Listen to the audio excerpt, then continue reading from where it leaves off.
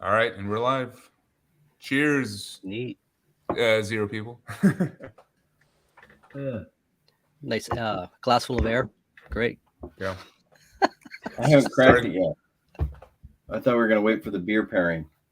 Oh yeah. Which there will be a beer pairing coming up pretty soon. If you want to wait, wait for that. Okay. Uh, I guess first, welcome everyone to a kind of a memoriam stream about a certain band that for me is fairly important into my metal development, and I think for the other people here as well. The Sword, they broke up like a couple weeks ago, 2 weeks ago, 2 weeks Yeah. ago. we think. Yeah, finally called it quits, and it was one of those breakups, where initially you're like, oh man, that kind of sucks, and then you're like, oh shit. Because it's not like I've been following them recently, but they're just a band that I kind of liked, knowing that they were still around and potentially Yeah. making music, and I could potentially see live because they were still touring a bunch. They toured with Clutch this year that I Yeah. missed They- out on. They toured Would a I have lot. missed out on it if I had known they were going to break up? Probably not. But They're a strange bird because like they're a band. It's yeah, like they're a quote modern band, but yet they're still in a way kind of godfathers in some shape or fashion with this. I think they are. They didn't invent this kind of music, but they kind of made it help revitalize it. I guess you could say they're part of that Yeah. pack of bands. Yes. Definitely like part of that. We call it like second wave of stoner doom. Yes. Maybe the Godfathers are Sleep and Mm-hmm. the Obsessed, stuff like Yeah. that. Yeah. Same They fighters. always they were always kind of were in that doom category, Yep. but I always felt like they weren't sludgy in No. any way, and they were always really clean. Yep. Like when I lived in New York, I saw them I think like 3 times. It's like they were always touring. Like that band was always road on the dogs. road, and like Yeah. they They even. were.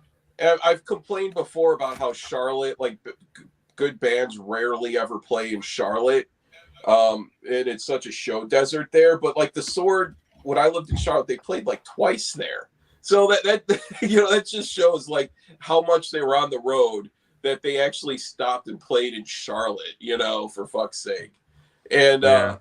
just very tight live, like just Yep. very. And then also the bassist didn't use a pick. He played the bass like this, which is one thing I was always impressed with. He was high up there. Yeah. Like a 70s yacht rock bassist or something. just vibing. Yeah. But I think the takeaway is that they were honestly fairly important to the now kind of big stoner sludge scene that has like developed and grown. Like you could Yeah. probably make an argument for how important were they compared to other bands and stuff, but I don't know if they I like think they that. really helped a lot with the revitalization of it, and It's like- especially with the popularization of it around the years of like 2007 through probably 2012. Oh, they definitely evolved. Like Mm-hmm. and I think from all facets, but I don't know like how comfortable they were with that stoner doom label just from the get go. I don't think they were. Their content was not anything have to do with stoner. I mean, I guess if light up a joint when you're listening to it, I guess it could work. I mean, like it's fine, just fine, but the actual content, it was like you didn't get Bongzilla, you didn't get Yeah. like anything like No. that. I guess it's this is a more- good first question. Where do you think they kind of fit in within Oh. the context of like the current scene? Are they more of like the traditional metal, like kind of like just like heavy metal, like with a little bit more extra Black Sabbath worship?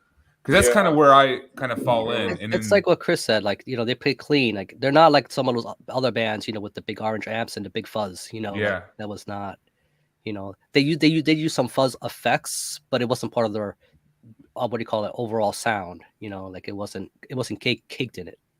And like I think they weren't afraid of hard rock either, like of sounding more like a hard rock band at times, and I think that helped. You know, this more like proto rock metal kind of scene that's become bigger with like bands like Cadaver and Graveyard and Witchcraft. Yeah.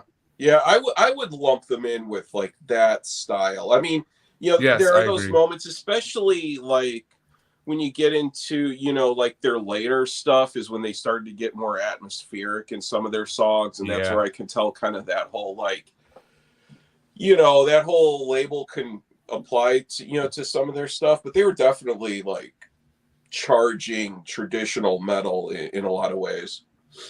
But they kind of had, especially from the very start on Age of Winters, had kind of an epic feel to them, to their kind of brand of stoner or doom or stoner rock, whatever you want to kind of label it as. I think they were heavier on those first two albums than they were later, but they were also just really good songwriters and users of like melody to create these earworms, because I mean a lot of these songs just get stuck in my head all day. A couple in particular that are probably my favorites of their whole catalog from Age of Winters. Well, Age of Winters and Gods of the Earth. Oh yeah, those two just have tons Gods of the Earth is just that's a one riff that's just always stuck in my head. And there's each song has tons of moments like that. Mm-hmm. I think they're great songwriters, and I do think the fantasy element is a big part of separating them out too, because lyrically for the first two especially, but then also the Warp Riders, where they try to go like the science fiction route, and still on Apocryphon the lyrics were very fantasy oriented and kind of sifted out from like the other, like Cadaver wasn't doing that, Graveyard wasn't doing that, Witchcraft was definitely not doing that. Their early stuff was very kind of influenced by stuff like George R. R. Martin and Arthur Conan Doyle, and that kind of high fantasy type stuff. That's one thing I never did, was really nerd out on all the references, because they had many of them, and I never did either, honestly, because you were too busy just headbanging to the riffs, man. It was just like like it didn't matter what they were singing about. I was in for it, like in preparing for the stream, I wanted to like kind of try to dive in, but I totally been since you brought it up. The day they broke up, I mean, that's pretty much all I've been listening to. I dove into the the newer stuff and just kind of cycling through the first four. It's just a band I really never get tired of, which is kind of rare for me, Hey Jeff, I kind of jump between genres where I'll listen to a lot of thrash metal, then I move to death metal. But the Sword I could pretty much put on any time and enjoy them, whether it be here in the house, in the car, in the shower, whatever. Honestly, agreed. I'm opening for Mastodon. I mean, that's a perfect set for them. So I guess we can kind of Mastodon and the Sword on the same ticket definitely is a good pairing right there if we're talking about pairings. Yep. Yeah, I think they were similar in that progression was kind of big for both of them, especially depending on what era you saw them at. Like the Sword was definitely not a band that wanted to stay stagnant, and of course Mastodon as well. You can kind of tell that you're influencing a lot of other bands, because I remember like during the 2010s, just throughout, just how bands will come out with kind of similar styles, and the reviewers will come out and be like, well, if you like the Sword, you would like this band, and they were kind of, I remember them being a reference point all the time. It's kind of like for fans of.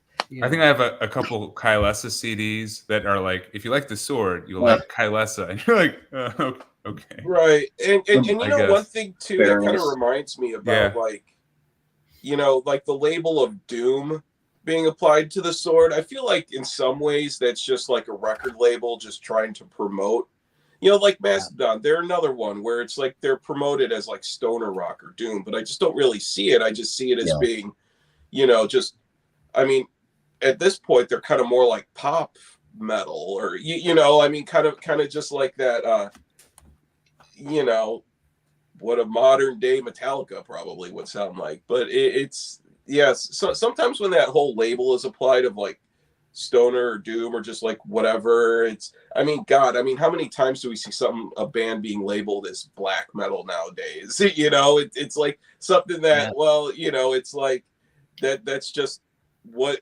people are looking for nowadays. As long as it's got some kind of raspiness to the vocals, they'll slap that tag on it and, you know, shove it on its way. Yeah, you could definitely make an argument for this sword that they were just using that because they didn't know what else to to label them as. Yeah, because you know what? Because it's like, because heavy metal was not a thing back in 2006 when they came out. You know. Yeah, and if they were labeled, you know, if they called them the sword, but they were labeled as like traditional metal or you know, new wave of American heavy metal or something like that, it wouldn't really stick or something because it just wasn't like a term that was going around at the time. And you know how you can tell? Was funny enough, it's like, look at the very last thing they released, which has a bunch of covers, right? And you can kind of tell their influences. You know, I mean, it's this amalgamation of all this other stuff too. You know, again, you can include T-Rex, you know, little elements of Rush, which you can hear a little bit of that kind of atmosphere and progressiveness start to creep in a little bit in their own little Texan kind of way. What was the first, like, where was your starting point? Yeah, your starting point. Oh, right from the beginning. Really? Back in like, but I was already listening to that stuff, man. Like Mastodon and all that stuff, it was already in my, like, so it wasn't like, I didn't need much coaxing. Yeah, there was there used to be a website called stonerrock.com. Yeah. And you remember it? Oh yeah. That was a great place to find new stuff. And combine that with like file sharing. Yeah. You could go and just get it. And, you know, burn it to a CDR. So I still have a couple Sword albums just on CDR. I've never owned a copy of Gods of the Earth. Really? It's crazy. It's probably one of my favorites, and I don't have it. It's just, you know, you read about it, you read a review, and go download it and listen to it on a Winamp. And if it was good enough, you put it on a CDR and take it out in your car, you know. So that's kind of where I jumped in on Age of Winters. From a marketing perspective, like Gods of the Earth, it doesn't even have a logo or nothing on the cover, so you don't know what to expect. I mean, it looks epic as shit because you're like, oh, okay. Now doesn't now stonerrock.com, I remember like the logo was a kind of like, wasn't it that skull with the headphones on, and it was kind of like neon green or something? Yeah. I remember that site. Yeah. So Gods of the Earth, this is when I discovered the sword. And where was it? Like one of my buddies when I was in New York at the time, and we saw them play, and I think it was in Williamsburg somewhere, and they just fucking blew my mind because it was like, you know, after like listening to just so much just, you know, grind, death metal and stuff that's distorted and noisy and heavy and all that, but then to go and see just someone that was just so powerful and really charging and very clean and tight live, I was just like blown away by them, and that's why I saw them as many times as I did, because I was like, hell yeah, it's always a good show, you know, to go and see them. This is really great packaging, by the way, because all of this is embossed, so it's a really nice textured gatefold, you know, and all, you know, everything like that at the inside of it, it's definitely really nice. That's what I never seen in the wild, you know. Come on, do my thing. Chris, show it off again. The Kamado Records. I don't even know if that label's still around, but I think they did their first 3 on Kamado. Yeah. For the Yep. LPs, right? Yep, they did. Yeah, this is, and then another one that I have here is, this one's a little more difficult to find, but it's the Witchcraft is Sword that? Split. Oh yeah.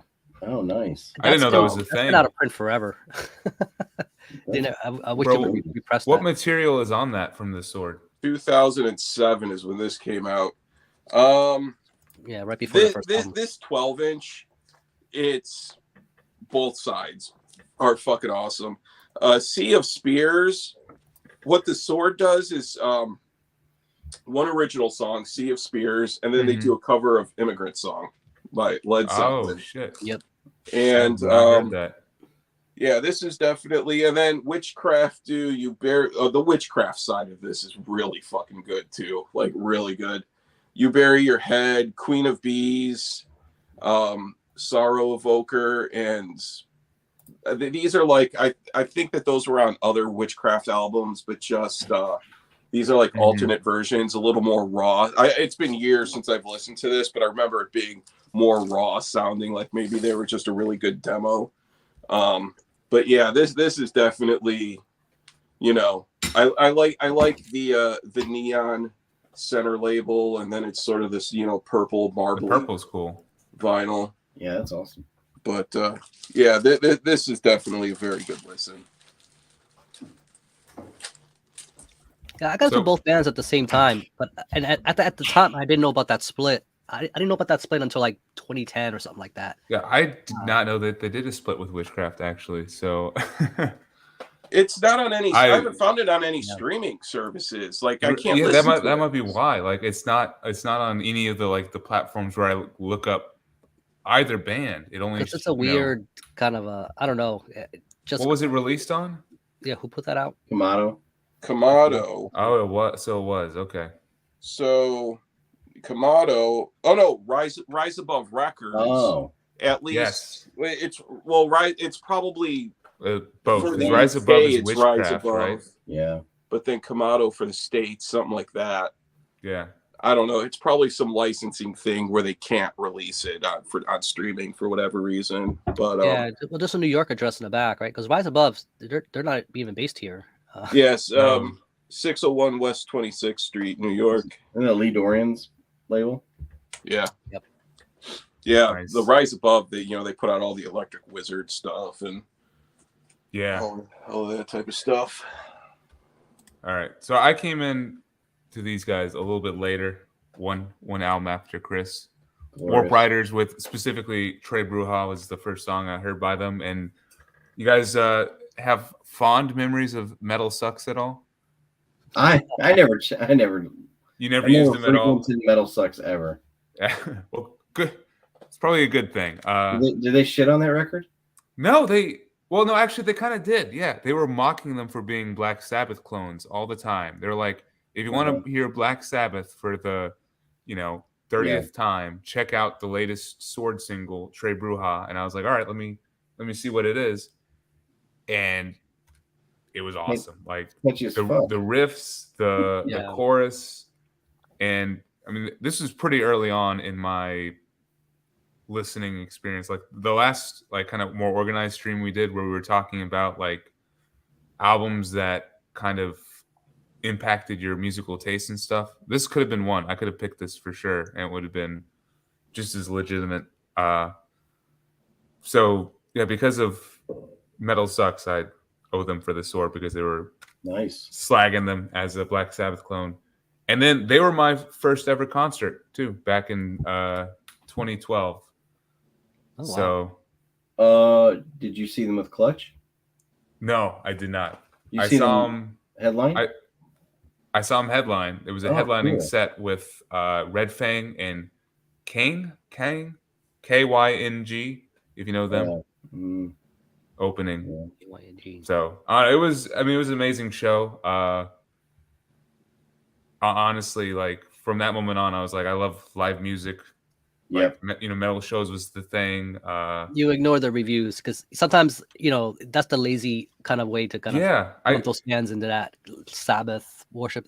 Especially when you're a young band, and you haven't really gone through the evolution of the the scene, with after now that they're broken up and we can kind of hindsight, it's easier to kind of see how that's kind of a ridiculous statement, Yeah. Yeah, I mean, I guess you could. I mean, the first two, I guess you could kind of link back to Sabbath, but Warp Riders, I think they kind of turned a corner into something else. Dude, not even the first two. Like, I think there's Sabbath moments, but a lot of it is so much more like heavy metal oriented. Yeah, like, definitely. Even like almost like the American scene.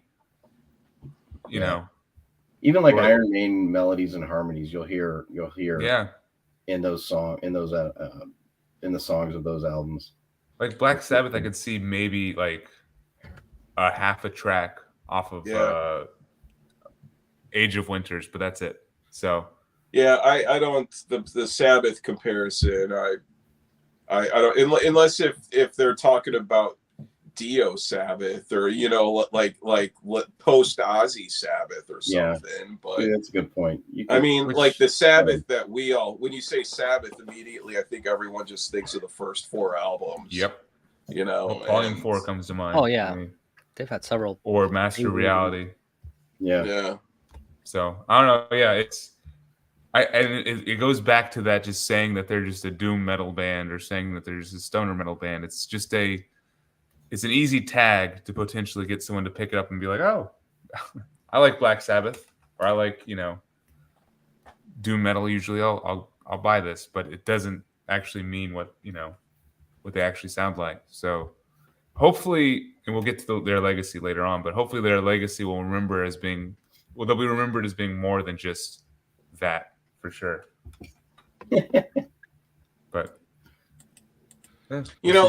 like one thing too about Warp Riders, that when that album came out, the artwork I just thought was so awesome, because that was the first album that I can recall of sort of that like 70s science fiction, type of retro VHS album cover type. Yeah, exactly. Like something out of 2001: A Space Odyssey. Like that style of art. That was the first. Like I don't know if that's original art or if it is a scan of something, but that art was definitely awesome, and so many bands have bitten off of that style like since then. Agreed. It looks like a late 70s like science fiction newsstand pulp novel. Yeah. Oh yeah. And I'm gonna ruin it for you real quick. Someone pointed this out to me, and whenever I look at it, it's all I see. There's a duck. Do you see the body of the duck, the head of the duck, and the duck's beak? Oh yeah. Yeah. So whenever I look at this artwork, it's awesome, but I also just see a space duck. That's funny. All right. I think we all kind of covered that one. What? Let's touch on kind of some of the eras, and specifically getting out of the way a certain era of this band. So, like, to me, there are 3 distinct eras for the Sword, and it kind of goes by twos, right? So the first 2 are they're like heavier, more raw. They're more focused on the fantasy elements and stuff, and the songs are a lot more like riff oriented and stuff. The second era, they're starting to experiment a little bit more. It's their next 2 albums, Warp Riders and Apocryphon. They're adding a little extra stuff into the mix, some synths and stuff on Apocryphon especially, and just more explorative like songwriting. And then of course the final era, I think for me it caught me entirely off guard and was just all you had to do was kind of a wet fart. All you had to do was just look at the look at the cover. That's all you had to do. The cover, which just real quick, I figured out how to one look at that. I figured out how to share my screen, so I'm gonna. Oh, do you actually have the cover? I wasn't paying attention. Yeah, he had it. Oh, well then, shit. Rick, pull up the cover for me. Sorry, but like just leading up to this, just the cover, and once again, the there's no logo. It's just regular print. They took away.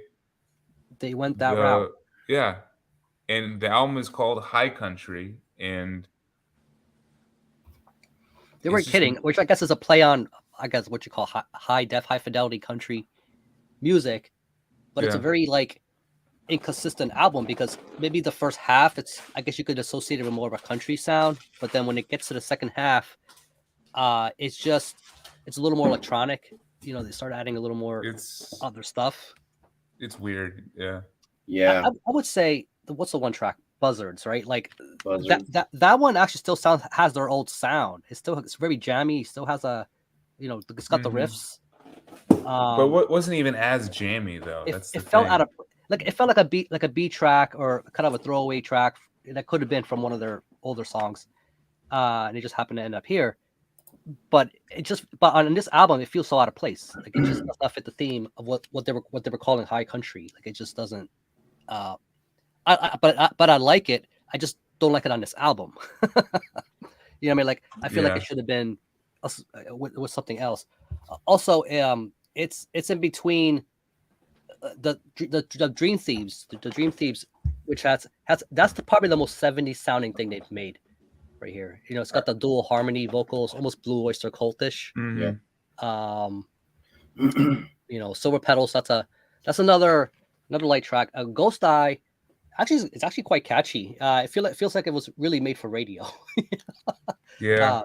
Kind of soothing, you know. But overall, you know, the fact that these two words are on there, it's what kept me from coming back to it. Just because it's like, man, is this really what I want out of the band? When did this come out? 2015? 2015. 2015. Yeah, 2015, which is you know, when I heard they were dropping a new album, you know, I got pretty excited, you know, until I saw that picture, and that was my first sign of uh-oh. Yep. I had the same reaction for sure when it came to that.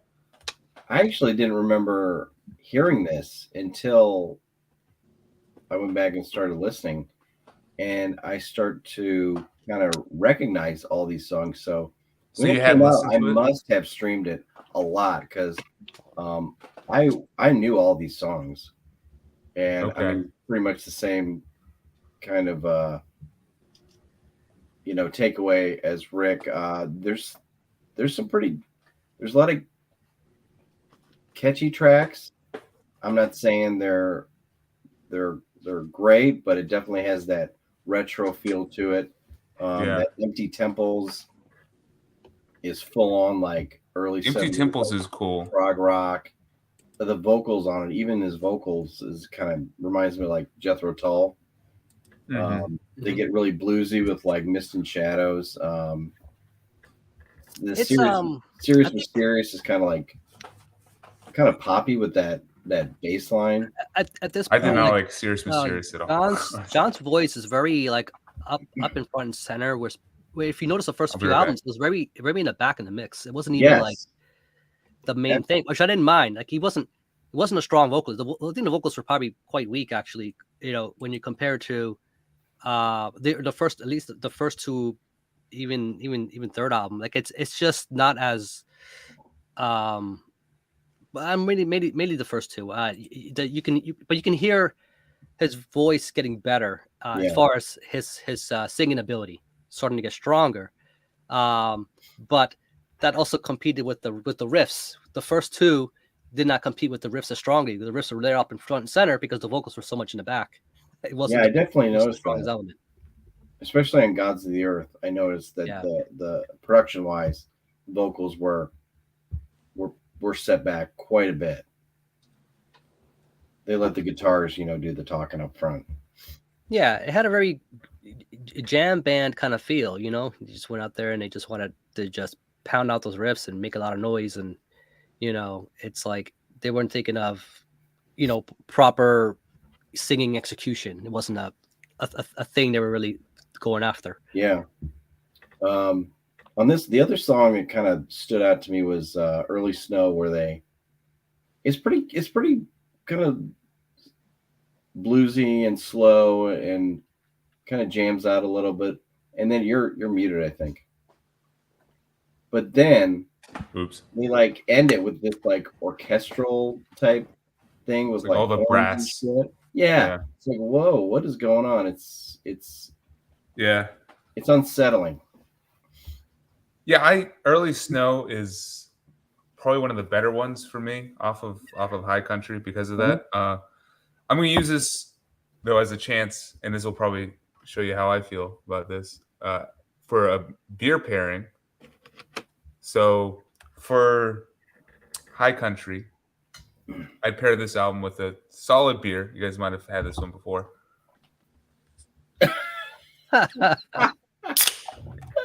A tall boy. A tall. This is at the gas station on the way back. I was like, I'll do a hot take. You would fit right in at like a country western bar with doing some line dancing, hanging out with Bud Light crew. Yep, I'm in the wrong crowd, I guess. Seems like that would be a good pairing with their acoustic album. You know, honestly, this is my pairing for all of their post-Apocryphon output, acoustic album included. I think it's a watered-down, less inspired version of what they were in Apocryphon, and I don't know what they were kind of going for. You know, like it doesn't sound like they're having fun anymore, and I think the first 4 albums there's so much fun like this in would them. have paired well with like organic chewing tobacco. Yeah. So you have that one too. All right, here. Let's throw here. I was talking Low Country. I told him I went ahead and picked up the these digipacks, and it turns out they only seem to be available in digipacks. You know, there's a High Country. I've never ever seen jewel cases of these. But yeah, it's basically so for those who don't know, like it's basically select tracks acoustified, right? I didn't even bother to listen. Which I didn't either. I skipped over it. It's actually not bad. It's just, again, what do you want out of the sword, right? So in my mind, you know, the sword never made a bad album. It's just that you and I keep reiterating it because the point still stands. It's like what you want out of the sword is what will make or break what you want out of the album. So if you're a first 4 albums kind of guy, you know, it's 100% understandable why this wouldn't be in your wheelhouse, you know, whatsoever. It still sounds like the sword. It has their signature, you know.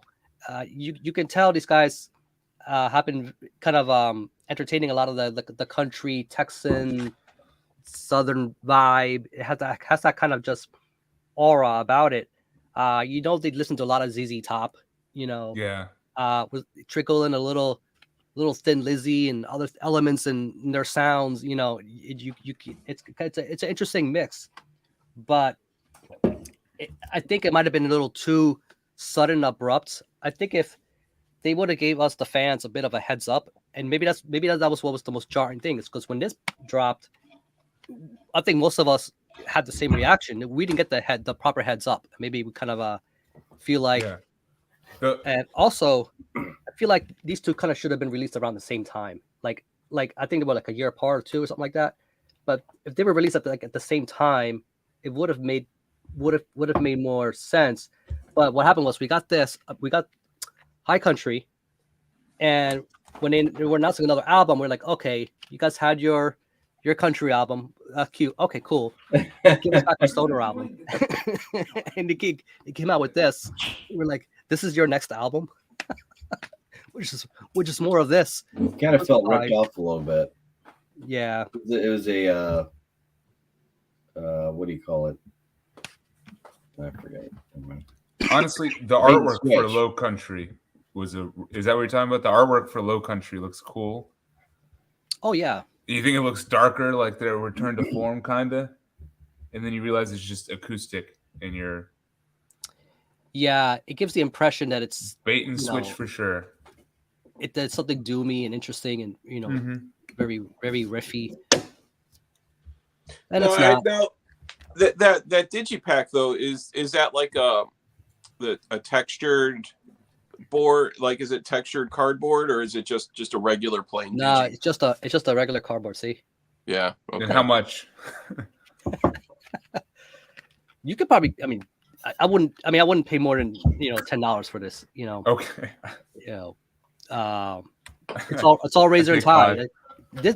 I mean, Razor and Tie has pretty much been their whole tenure, right? It's been pretty much their only label as far as the CDs and stuff. I know for LPs it was different, but the reason I bring them up is because when I think of Razor and Tie, this is the only band I associate them with. I mean, what else have they put out? I mean, but I don't know. That's the thing. Like, I don't think. Chris, have you ever heard High Country? I did. Nothing really sticks out from it. It's just at that time too, I just wasn't, into like that style, really. I mean, I couldn't name a song off of it just because it didn't stick with me. Not that it wasn't good or anything. It was just at the time I was probably preoccupied by something full of screaming and blast beats. Like it's I don't know. There's only so much metal you can listen to in a day. There's like no distortion in it or anything. It's right. Yeah. It's the antithesis of screaming and blast beats for sure. Yeah. So I think you guys probably figured out how I feel about it. Which I don't know if that is because I'm not able to remove myself from seeing the Sword as the first 4 albums, and just how jarring that jump is, And I admit I had not listened to High Country in full until preparing for this stream. And I've given it a couple listens, since I knew we were going to do this, and nothing really stands out. And there's a lot of interludes. There's a lot of instrumental tracks. There's 15 songs. A lot of the songs are about 3 to 3.5 minutes, but they feel like they're 5 minutes to me. Yeah. It's a playground. It was a playground album for them. They were experimenting with all kinds of different things, They sound bored to me. Well, to me, they sound bored. I don't know. Like, I'm looking at it from a musicianship standpoint.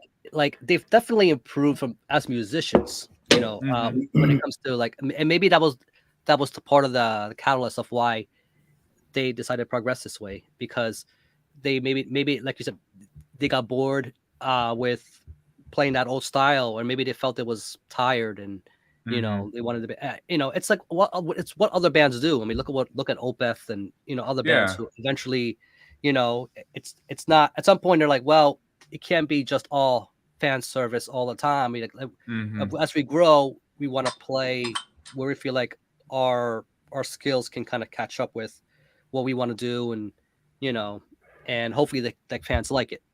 That's kind of, I feel like the attitude is behind it. Going back to it, I thought a lot of those songs were pretty memorable.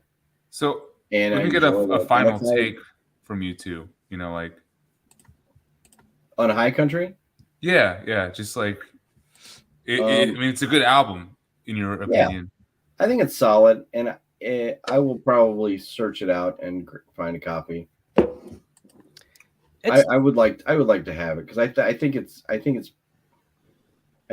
even though it's different, and it's they're turning toward more into like this 70s kind of early prog or retro rock kind of thing. I still think the songs are pretty good. They're pretty well crafted. There are catchy moments on there. Yeah, definitely. There's plenty of catchy moments. But it's you guys going in there knowing this. You're not going to get the big giant crashing cymbals and the pummeling, rolling riffs, and it's just all that stuff. It's such a stark contrast from even this album. I think that's true. That's the problem. It's just if you're even thinking about this one, it's not even close to it. Well, that one at the time I didn't know it was going to be a swan song album to that style.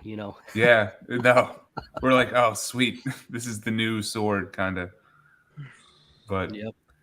All right, so there's one more of this era before they broke up. Used Future. Rick, do you have this one? Yeah, but something. It's not really like you call it, it's not the same era per se. I feel like this was the beginning of what was supposed to be the next phase for the band. Had they continued, and it kind of got me curious. I feel like this is their return to back to another kind of concept, even kind of movie themed. Like when you open it up, it kind of has like the movie kind of credits kind of deal going on, kind of look to it. You know, it kind of reminds me like kind of what Monolord did with Rust. Kind of has that sort of kind of a future. Lion's Daughter, I think, has a kind of album that looks kind of like this. It's kind of just that whole apocalyptic future. This kind of has that sort of feel to it. Although it's not dark. It doesn't sound as dark as let's say Age of Winter. Right. But they definitely hold on to the atmosphere. It's not they return back to this old logo. That's another reason why I say it's not exactly high country, low country, because they have their own distinct, simple logo and stuff like that. From a marketing perspective, they went back to their old logo, and not the original logo, but the Warp Riders logo. So they were going back to that sci-fi theme to it. And if you notice, like with the first two albums are fantasy based, right? Yep. And then Warp Riders went back to the sci-fi. By Apocryphon, they went back to fantasy, but they didn't make another sci-fi themed album. And I think this was their opportunity, and it came with this. If I had to choose, Warp Riders is still to me the better album. Just the one that I, maybe from a musicianship standpoint, maybe there's some stuff going on here that maybe the band themselves feel like they've improved on and that they're proud of here. But when I want to listen to the Sword and listen to those riffs, I go back to Warp Riders. This one here was not as memorable for me. However, the Used Future one, it's a pretty strong track. Yeah. But you can tell it's very made for radio. It's made us the lead single because no other songs sound quite like it, in the same kind of way. It's got a very country western feel as well. Yeah. There's a lot of the songs off high country. They made that big over the top music video for it and everything. I don't know if you've ever seen it. The whole game graphics and everything. Which isn't there a song on this one that ends with like kind of a video game synth? What song is that? Don't know exactly. It's one of the, maybe it's Book of Thoth. Book of Thoth, I think, is that one. That's the one where it that's my favorite song off this album is Book of Thoth. Yeah, I kind of struggled to get to the end of the album at times. Yeah. Really? See, so that was me for High Country. I was like, this one wasn't much better for me, but like I could tell, to me they sounded like the songwriting energy was back for a couple songs. Like Book of Thoth, Don't Get Too Comfortable. I liked the lyrical and like just the energy kind of in that one. Wild Sky, and even the title track Used Future, which was very much, I thought, them just diving head straight into their ZZ Top influence. You know? It had that really just like down-picked, slow, like non-distorted guitar sound that I think when you think of ZZ Top, like LaGrange or Tush or something.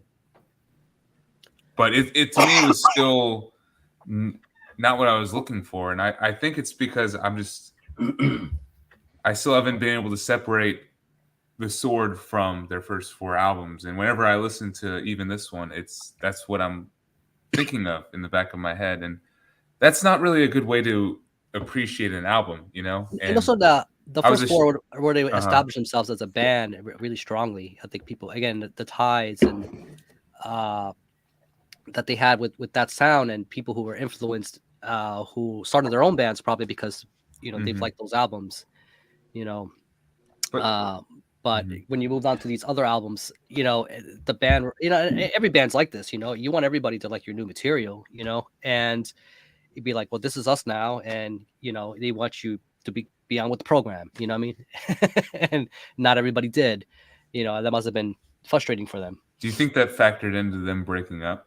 because that's been like a nagging question in the back of my mind. If like, I guess there was a few key things, like one with the drummer leaving, the original drummer, was probably, you know, I mean, the new guy.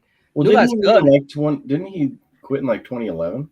I think this was his last album. I'm pretty sure. Like, it's been a little bit. I was gonna say because when Apocryphon, like the new guy came on, and I'm beginning to wonder like how much of that material was he involved with before they released it.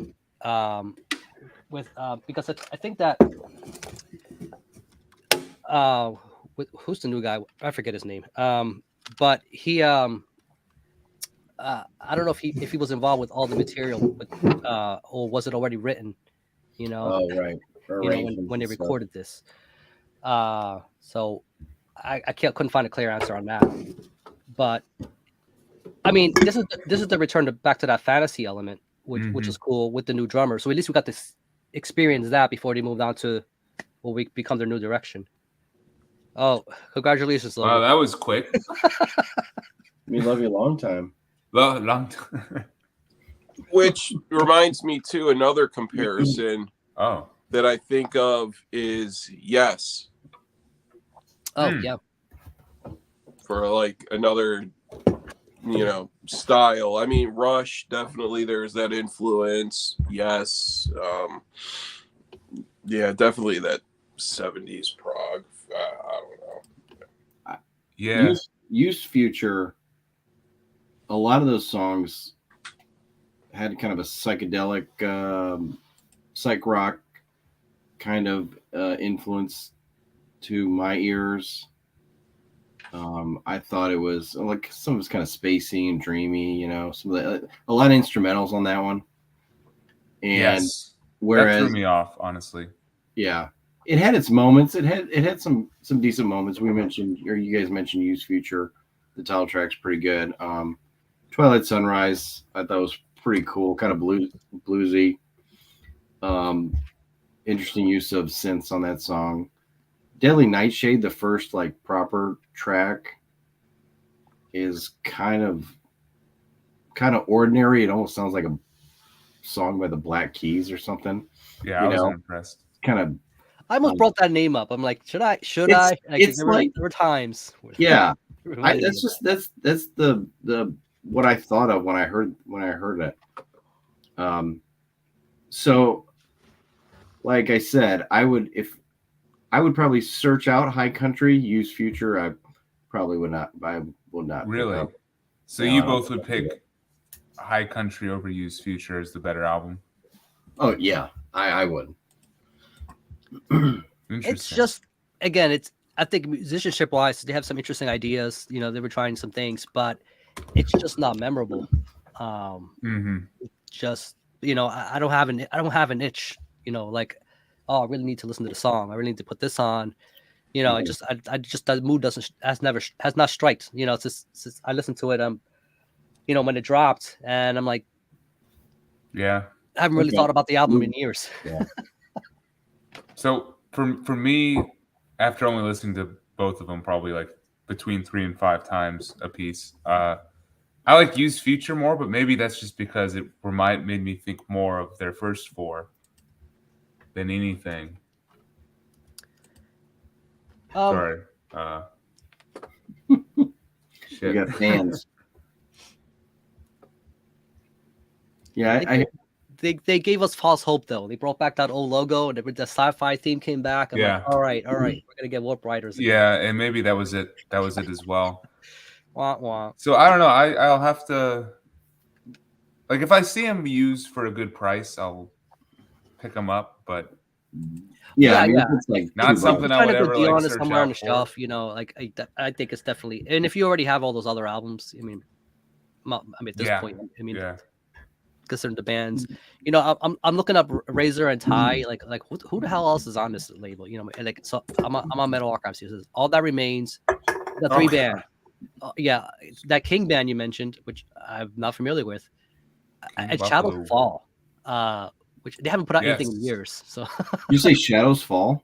Shadows Fall, yeah. Really? Yeah, their last album, I remember buying it. It was off of that one. I don't remember. So my beer Brian, pairing. what's the review? My beer pairing with Used Future is this Sucker Punch sour beer with made with pickle brine. All right. Yes. To kind of get you through that album. It is this is all that's left. I don't know if I can finish it. It Brian, tastes like straight up pickle juice. make the face, man. Let's see. Yeah. Yeah, the whole yeah, that's It's awful. I thought I was really excited to try this beer. And like that's what I'm saying about craft beer is that they've tried to go in so many directions with craft beer, and people are tired of the citrusy IPAs and the pickle juice, and then after that it's going to be hot dog water. Just wait, hot dog water beer, it's right around the corner. It's coming. I'll try it once. I can't believe I got this far. You can do it, Brian. And Logan made me wait, so it's kind of warm, you know. Ooh, warm pickle juice. Warm pickle juice. So I'm like chasing it with this like Pepsi. And you know, Sucker Punch, I bought a jar of their pickles for the first time a couple weeks ago, and I wasn't really that impressed. I was a little let down, and I love a good pickle. I always have them in my fridge. Yep. Bubby's is my go-to, and then Grillo's is like my second go-to. I like the Grillo's chips. Yeah. That's a tasty pickle right there. Light, refreshing. Yep. Yeah. And Spicy Dave's, that's another one. I get those endorphins rush when I go to like the Jewish deli and the big barrel, and I just like to dive in and. Oh yeah, like the big whole pickle. Oh yeah, those are so good. All right. So from pickles, anything else we want to say about the last two albums? I feel like we've talked too much about those two already. Yeah. Is it safe to say that these next four are all better than the last two? I think so. Okay. All right. So let's dive into a ranking 4 to 1 of the first 4 Sword albums. Oh, Chris, you good to start off, or do you want me to? Oh shit. First 4, are we starting front to back or by preference or by preference? So least to favorite. 4 to 1. All right. Well, you know what? I'm going to. Well, I guess I showed this too early, but for number 4, I would put this Sword Witchcraft split again. I mean, yeah, it's an EP. The Sea of Spears song is really good. I really like that song a lot. Immigrant Song. I hate Led Zeppelin. I absolutely hate Led Zeppelin. I can't stand them. But for a band to cover a Zeppelin song and have me like it's got to say something about the band. Yeah, if you could find this, definitely pick it up. It is a good spin. This is my number 4 of like the early Sword stuff. Okay. Big fan of this one. I gotta go check out those old demos too. Like, I'm sure it's got to be pretty heavy and jammy. It's like, because I feel like that was back when they were the most raw and primal. Just as a band and just hammering that stuff out. And you can kind of tell in that EP there too. Just as a young, that's right before Age of Winters dropped, right? Or was it the same year? I think it was the year after. Was it the year after? Yeah, it was before Gods of the Earth. Okay. Yeah. All right. So I guess for the first 4, Logan, does that count as one of the first 4, or was that because what that's Age like a of bonus? It's like a Earth? bonus. Oh, okay. So it's like a 0.5. Yeah, so it's like Age of Winters, Gods of the Earth, Warp Riders, Apocryphon. Those are the first 4. That's right. Okay, yeah. Apocryphon, I have no experience with. So we'll say that's your number 4 then. Also, yeah, that's my number 4. Combined with this. Yeah, that's fair. All right, Rick, what you got? Number 4. Definitely this. New drummer. Back to their fantasy elements. And we were talking earlier about the vocals and how like it used to be kind of back in the mix. Here it's a lot more prominent. So think of trying to go back to Age of Winter and but the vocals are more up front and center. The question is, do you like the vocals? If you love the vocals, you know, you will love this a lot more. You know, it's a good album. You know, it's got all the stuff I love about the Sword. I just think that the songs are not as sticky ribs as they are as the first three. You know, they don't stick in my head as much. You know, but you know, there's not a whole lot to say that, you know, I don't like about it. It's just what I wanted. It was, you know, again, and he brought back that old logo. You know, because the last time we saw it was on the first album. You know, so things kind of just came back full circle. You know, I guess you can say in some way. It's interesting choice of art for the back too, which I thought was interesting. They didn't even leave the track list on here. But is that? Show me that again. On the back. Yeah. That's your jewel case. Okay. Yeah. Yeah. Look at that. Yeah. Look how trippy that is. Did yours come with the slip? Yeah. Mine did. Yeah. Interesting what they went with the art direction here. What's the cover look like there? Oh, okay. Yeah, you know, mine's different. Yeah. Is it? Yeah, I'll show you when we get to me.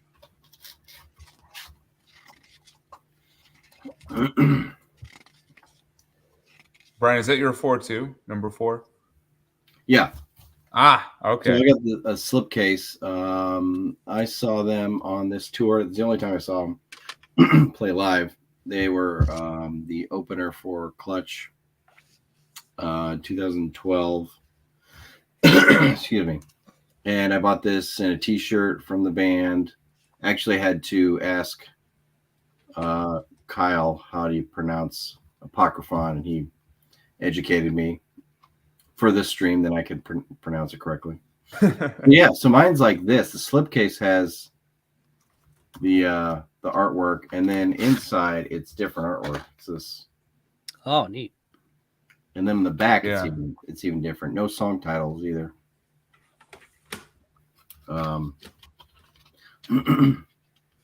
Yeah, I mean, it's solid. It's, you know, straightforward, kind of melodic stoner rock. It's got some bluesy psychedelic stuff.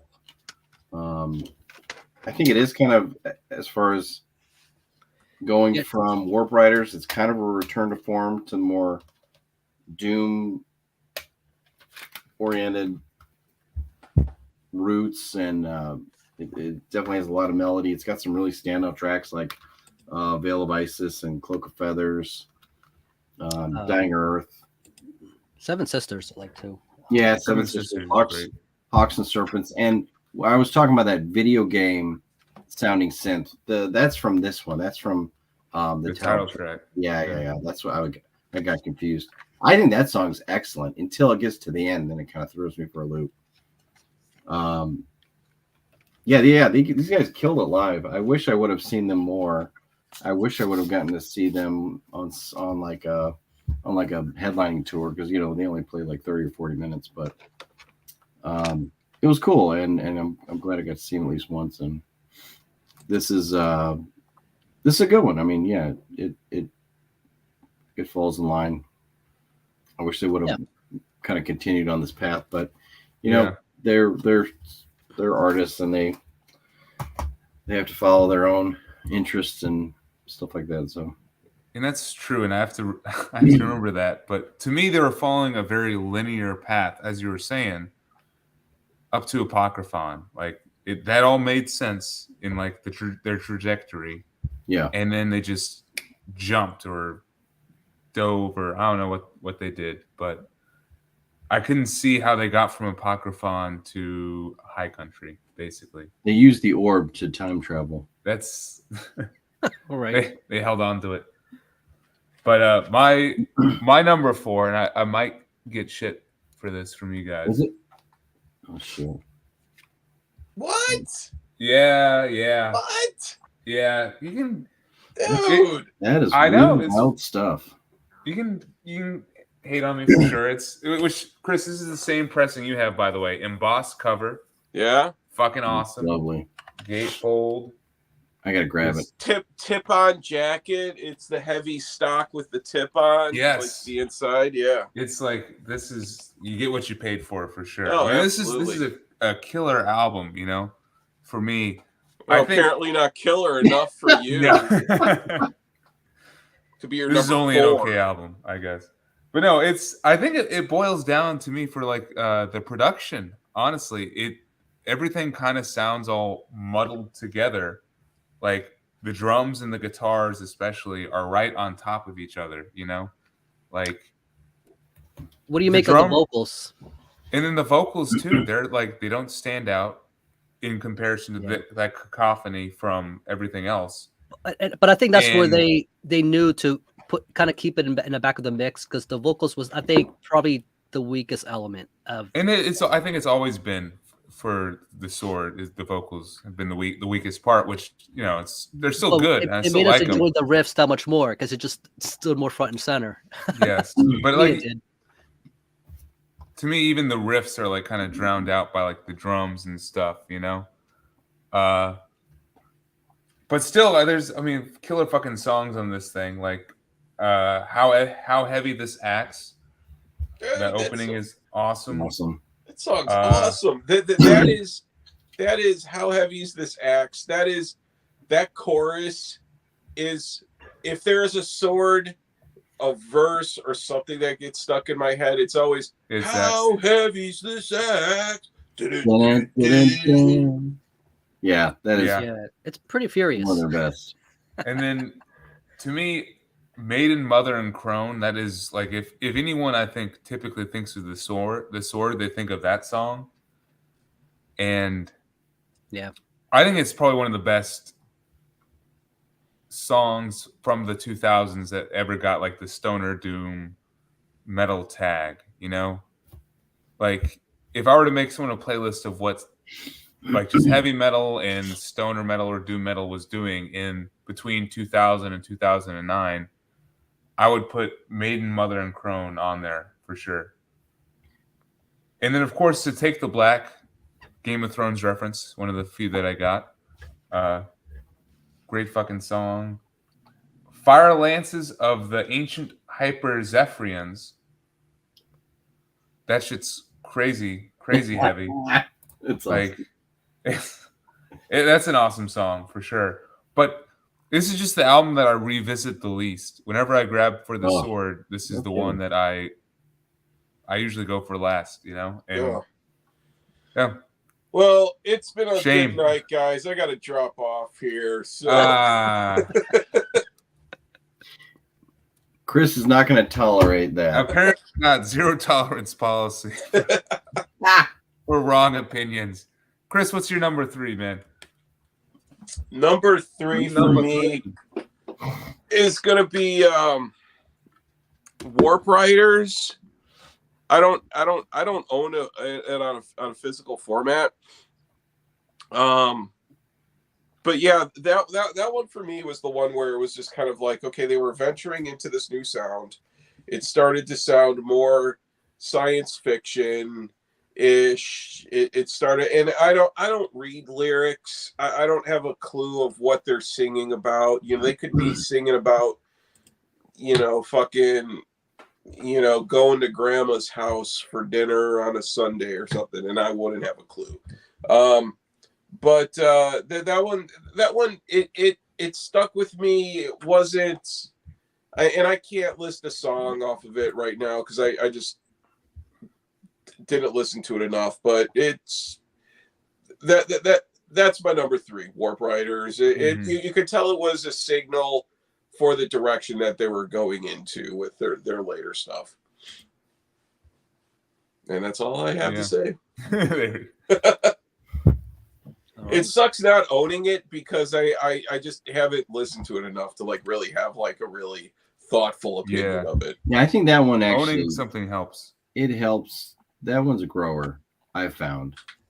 Yeah, I'm sure. This dude who I worked with at the time when it came out absolutely loved it when it came out.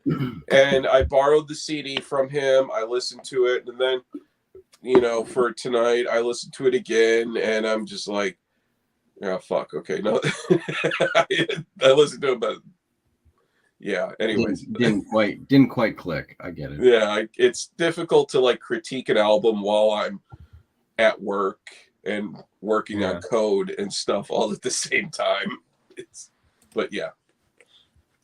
Real quick, am I Ryan here? Am I missing my porno stash? Is that what's? Oh, okay. The flavor saver. Yeah. I didn't even try that mode when I had the stash. with beer, I did. It worked. Yeah. Rick, what you got? Number 3. What are we on 3? Yeah. This has been the hardest one for me because the 2 and 3 are pretty much like by a hair. It's like picking between, do you like night or day? It's like, well, depends what mood I'm in and whether I'm tired. So I don't like day if I'm sleepy. If I'm awake, I don't want night. But for today, I'm gonna go with kind of what Chris went with. So this is the only full length I have on vinyl, by the way. But it's a good one, and it was a gift, which was kind of a bonus. Gatefold? Yeah, it's a gatefold. It's got this cool little. Nice. That's really cool. Painting there. Now, is that like a quality gatefold with like a heavy stock? No, they didn't go that route. I mean, it's. I mean, it's not like. I mean, you still got the nice little gap there and everything, like with a proper spine. Like. Yeah. Often you don't get that, so at least they did that. But yeah, I mean this is at this point when you're noticing the improvement in the vocals and they're becoming a little more front and center. Yeah. In the mix, and even up to the very opening, Asheron, like the thing with they really go with their openers, to kind of lead you into the album, and this one has Tres Brujas, of course, as we talked about, which I wonder if it's a play on words of Tres Hombres. That's interesting. I wonder if they got the idea from that. I wouldn't be surprised. The only part that really bothers me, and that's just like a personal thing, is the actual track Warp Riders. I like the song, but the part with the vocals, when it's at its highest register, it reminds me of the guy from Volbeat. Oh. Yeah, I don't like Volbeat. Yeah. I just, so I'm a little like, when that comes in. But other than that, Lawless Lands, it's a good one. It has a very Texas kind of what do you call it? Momentum and vibe to it. Arrows in the Dark's pretty good. Wild Wild West. Yeah. Night City is probably the most what do you call it? I don't know, just kind of it starts a little chaotic, a little more, there's a lot of just disjointed stuff going on. But it fits the mood.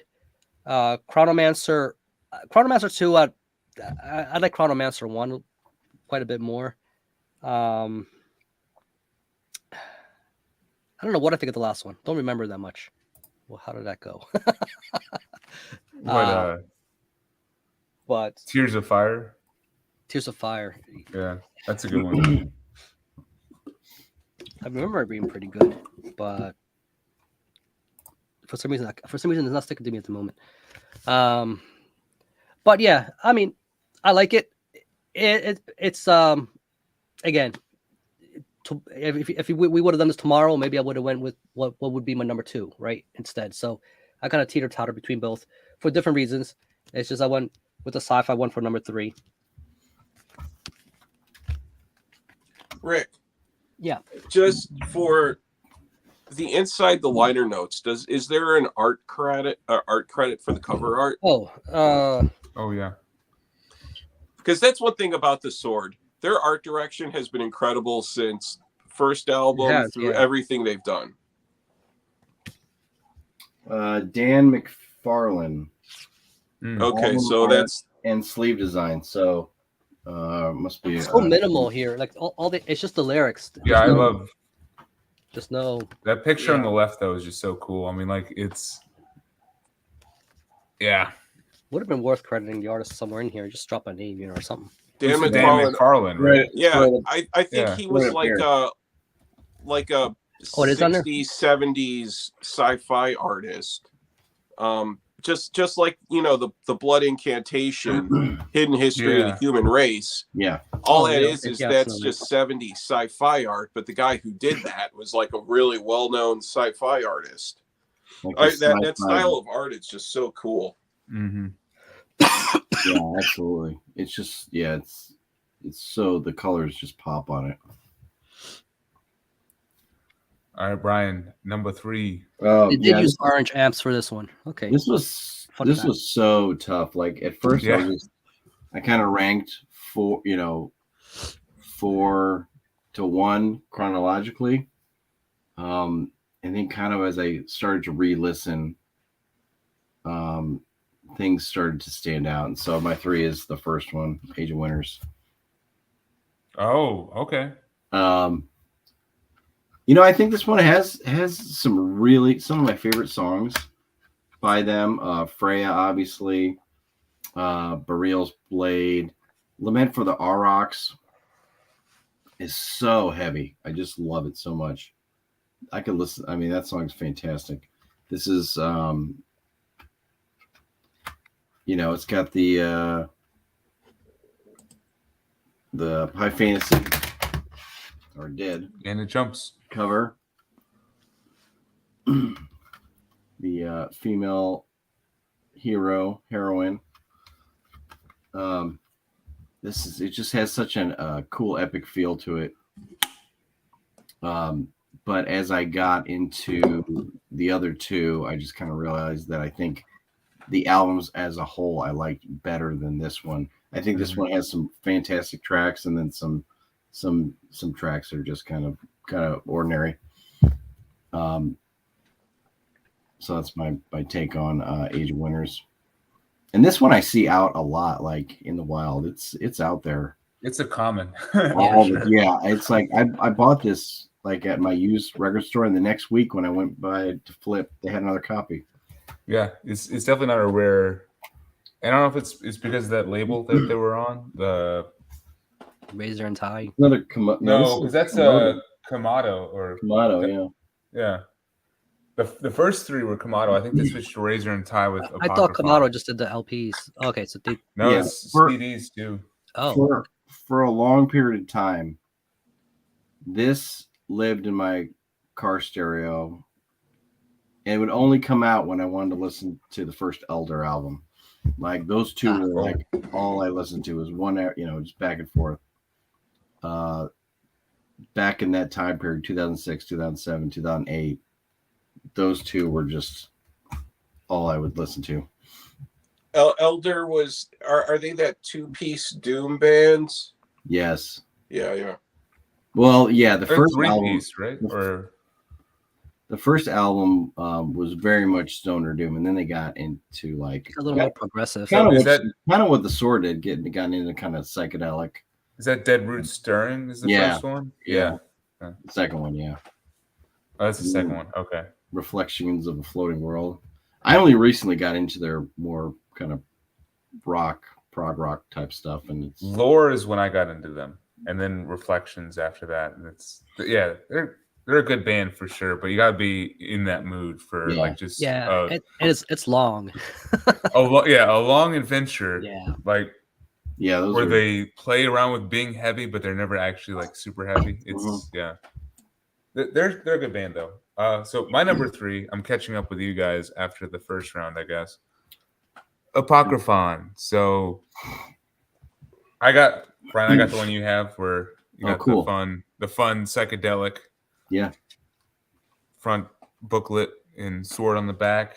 And I just really like the fantasy element of this album for sure. And I thought the songwriting was really, really strong on like a couple tracks on here. Like well, of course you mentioned Apocryphon. Like I love that song. The first time I saw these guys, it was June of 2012. This got released in October of that year. They played instrumental versions of Apocryphon, and was it Eyes of the Storm Witch? I think it was. And just instrumental, and it was absolutely killer. And I liked the synth all the way throughout the whole album. Other great songs: "Dying Earth," "Execrator," which is like a pretty, like one of their kind of more faster paced songs with like a pretty heavy chorus part.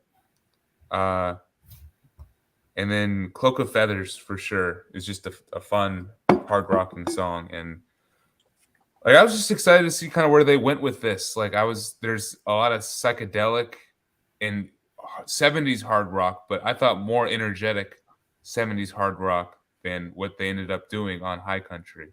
Like this has more like Wishbone Ash or Thin Lizzy or like borderline like progressive or just more adventurous than like the ZZ Top and the more low-key like down-tune route that they went. I thought maybe a little more forward thinking. Yeah, kind of the standard and pop rock without the bluesiness like the ZZ Top would have. Yeah. Like, And I think on this album they still wanted to jam. Like they would take a guitar riff and like change it up throughout the song, add some variety. The drums were just like a lot more exciting too. Like think of Cloak of Feathers, you know?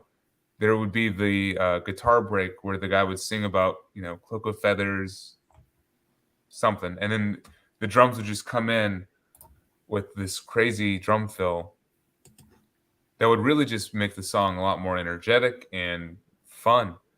And there was just a lot more variety on this in tone and in dynamics as well than where they went. So number 3, Apocryphon.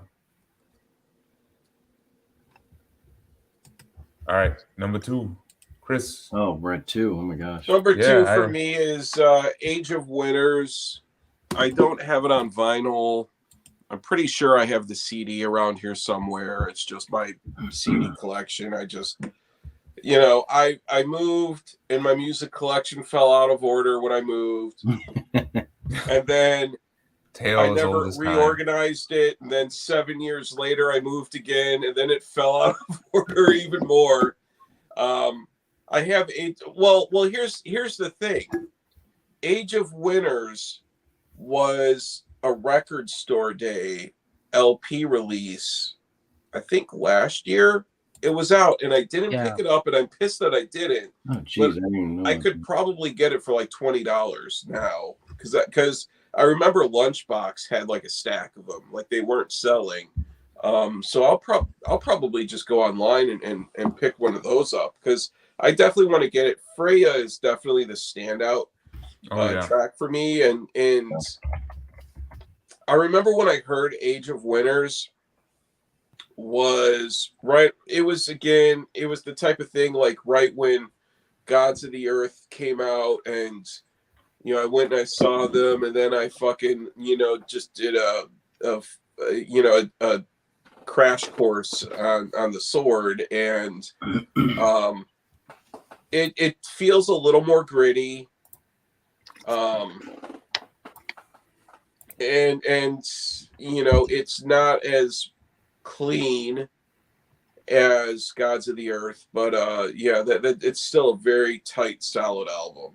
Like definitely, like that's the Sword. It's because you guys were talking about when the drummer left and all that, and they start to kind of change the sound and stuff. Like no, this is the Sword. This is what the Sword will always be known as. It's when you mention the Sword 5 years from now, after 5 years removed from being broken up, you're not going to sit here and talk about Low Country. It won't be the first album to come to mind. It's no, going to be probably one of the first 2. But yeah, so I mean, that's all I got for that one. I wish I had something to show on screen, but I don't. All good.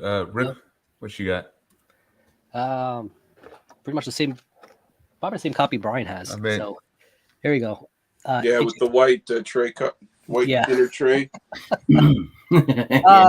White jewel case. I think what you said, to me, when I think of the quintessential sword sound, it's probably more aligns with this album. Obviously, this is their debut, and this is where I started with them, and with the journey, with everything they've been putting out. Freya was the big single, right? When that dropped, being played all the time. Good tracks. I like how dark it sounds and gritty. I mean, we think of their Doom album, this is probably at their doomiest, I guess you could say. And I think it has a lot to do with their tone, and just how thick it is, and maybe how just gritty the production is, compared to everything else that they put out since then. Iron Swan is probably my favorite one here. That's the one I remember putting on repeat a lot back in the day. But usually I would play the whole album through. It's very easy to get through. And it just hammers in there. And I could probably put this in the car with people in there who are maybe not always metalheads, but I can definitely get some heads moving just because it's just that much. I don't know. It just catchy. There's some enough catchiness going on here, I think, to get people moving. Yeah, you know what? I can answer my own question. So yeah, this is a Kamado one. All right. I thought they only did ELPs. Okay. Brian, does yours say Kamado on it? Because I think is the logo the same? Because this another. Yeah, a little K with the circle fire ring around it. This one just has the. I don't know if you can see it. Oh no, mine actually has. Mine's got a different logo. I remember seeing a different version of it at the record store. This is a different barcode I have. Oh, okay. Almost the same, but not the same. Interesting. So, this is God. Yeah, I picked this up. Actually, I picked the CD up around the same time I got High Country. Funny enough, not High Country. Apocryphon. Around the same time. So I don't know if this is an OG press or not. So, I gotta look that up. But yeah, number 2 is like I said earlier, this is very close to my number 3. So at any day, I can go between this and Warp Riders. But both very close. But yeah, very great debut, and I think this is a good kind of origin for what was to come between not just this band, but just all the influences to follow. So yeah. There's my take. All right, Brian, your number 2. Oh my goodness, what's your number 2? I was trying to figure out what pressing this was. All right, well, I don't keep doing it. This Bud Light is flowing right through me, so talk for a little bit. Delicious! I know it's amazing. So my number 2, I said, it was just so hard to rank these, but. There is I don't have a physical copy of Gods of the Earth. That's my number 2. I love the heaviness of this album. Chris mentioned how heavy this axe. It's a phenomenal song. Frost Giant's Daughter.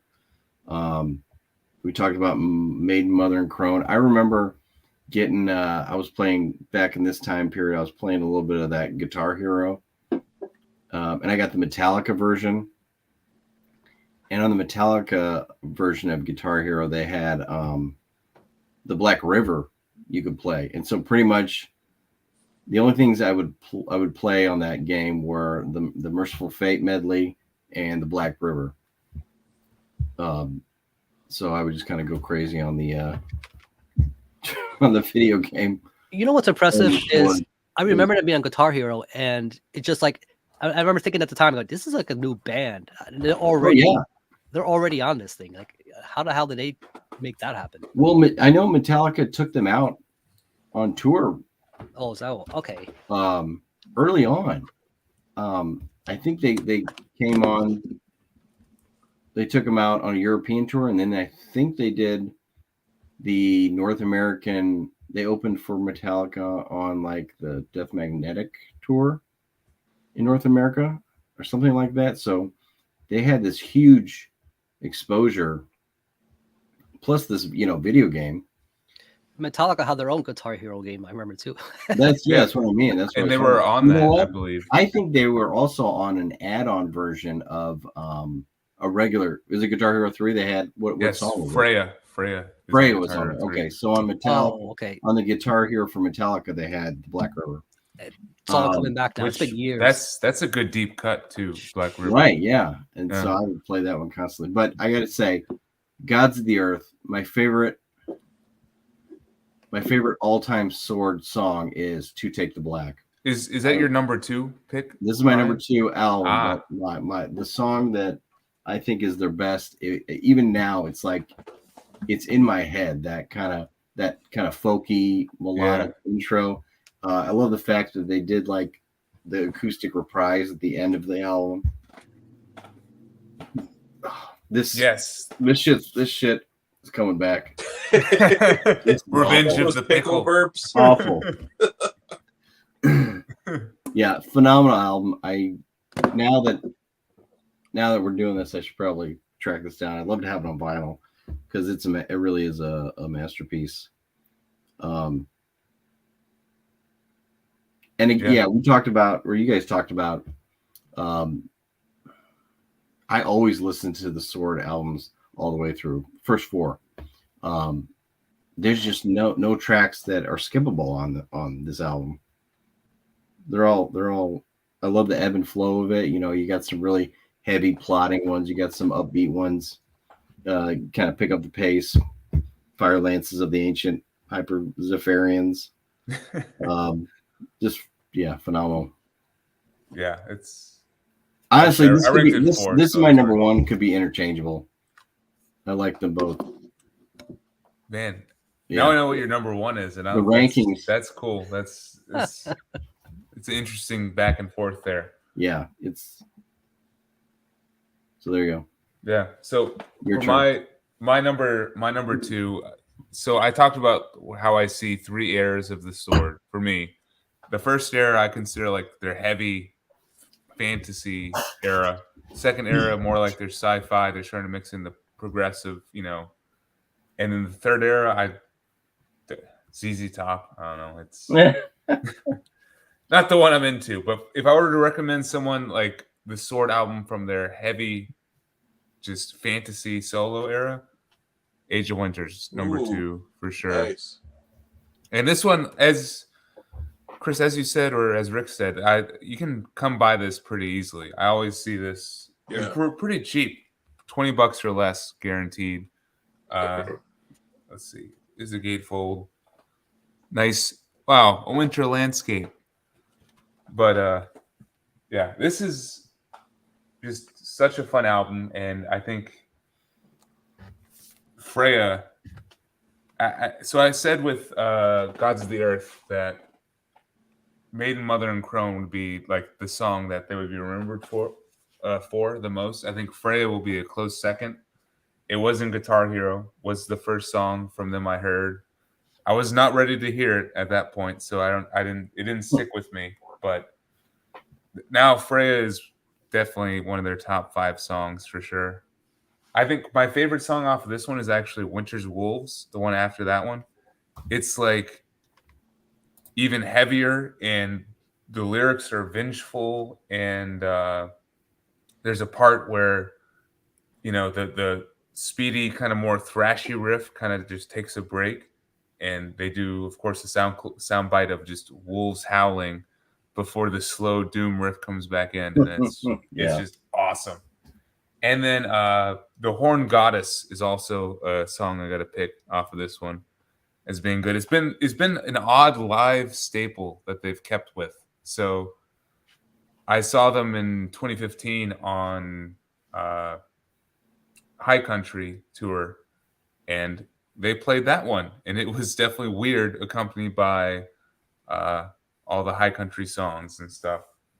But then side B to me is the heaviest the Sword ever got. You got Iron Swan, Lament for the Aurochs, March of the Lore and Ebethron, and to me, it's just riff central. It's all like goes back and forth between almost like thrash riffage and like classic heavy metal riffing, and definitely a little sludge in there. So I know you mentioned Lament of the Aurochs for me, but to me, this is the weakest track. Oh, really? This is the weakest song to me. Like it's slow and heavy, but like Iron Swan has the killer riffs. March of the Lore is an instrumental track with this crazy like guitar lead that comes in, and then Ebethron, they actually do like some snarling like almost death metal vocals kind of in the back. Yeah. And it's just killer. So I don't know. This is definitely number 2, and this is close to number 1 for sure.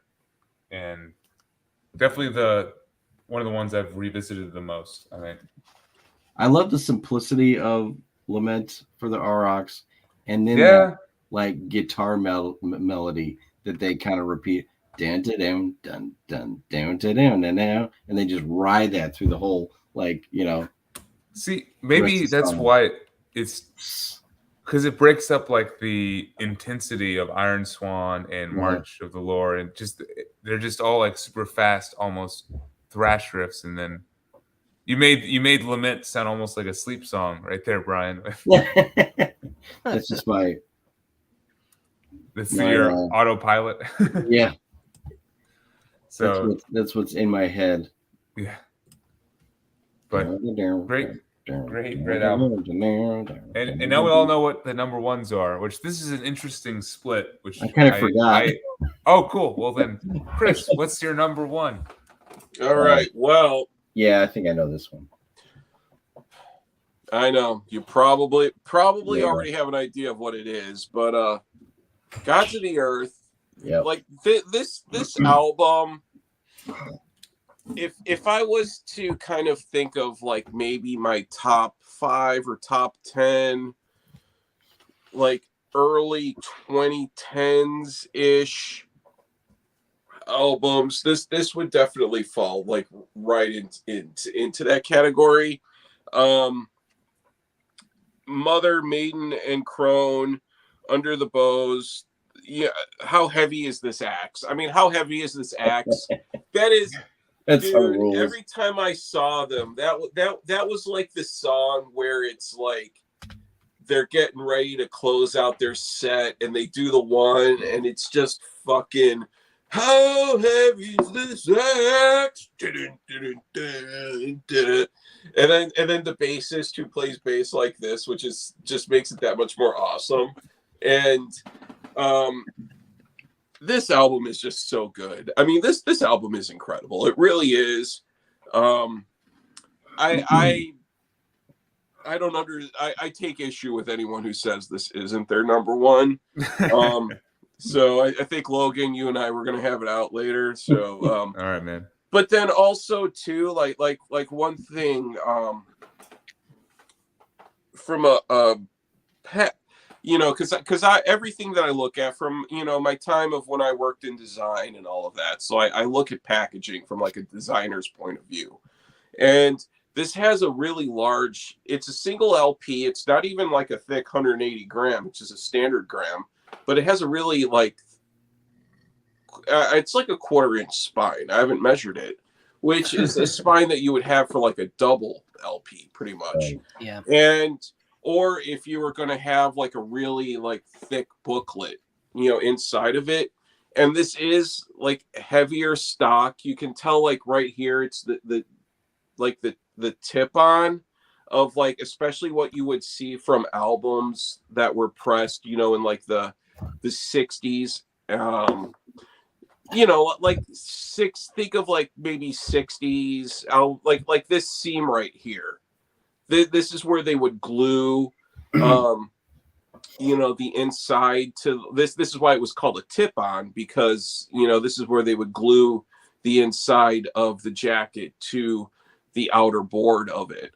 And I think the reason why they made the spine as large as they did is to help keep the embossing from flattening over time. Because it is really cool how, you know, all of this and this, especially like, you know, the sword, dude. The sword, like in the raising hand. up out of, like, seriously, how could this not be your number one? Oh, but again, all of this is embossed, and so I think that's, I mean, a big thick spine definitely looks great on the record shelf, but I think part of it too was just to help keep, you know, this from flattening out over time. There are some things that I do look at that I'm kind of like, you know, maybe they could have done that a little bit better. Like, you know, on the back cover, these are just like really sharp edges right here for, you know, like when this was siloed out and, you know, placed over, you know, like that background image. But you can tell a lot of this too is like the brush strokes, the composite work. Yeah, exactly. Yeah. Like, you know, it was done with like heavy paint, you know, acrylics of, you know, like this isn't photography. This is paint.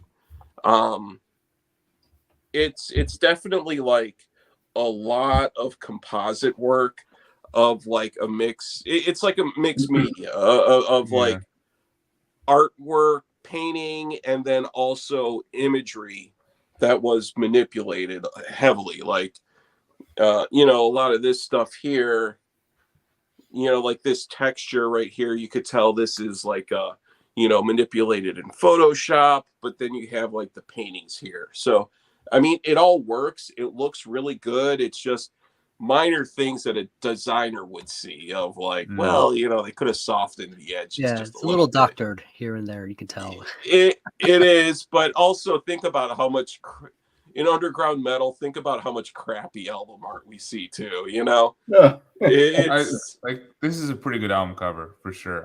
Oh yeah, it's either this one or Warp Riders is the best of their album covers. Well, but Warp Riders, I think that's just commissioned art. I don't think that's anything that I think that that's just 70s sci-fi art that they licensed the rights for. But I think that this is something that it was like, you know, a designer went in and I haven't done research on like, you know, the art direction, but I mean, even like Gods of the Earth, like that chorus with the arms sticking up out of the ground holding the sword, how does that not perfectly complement like that chorus?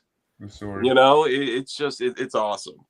I absolutely love this album. I swear, like I will never get rid of this for as long as you know, as I need, until I need to.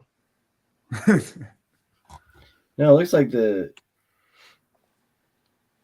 did the art for that? Does it say? Good question.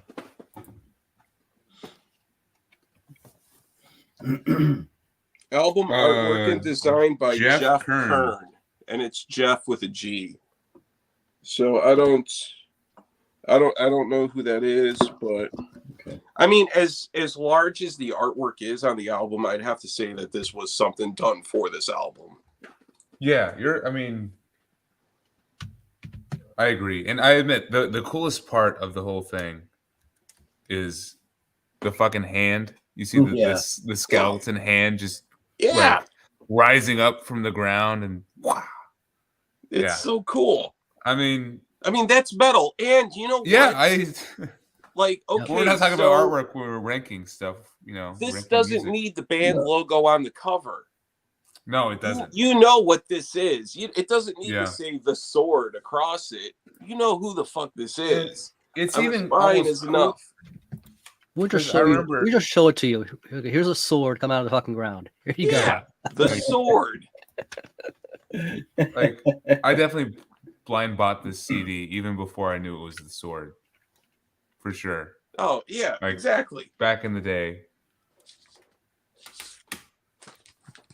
So it wasn't this Jeff. Now we know.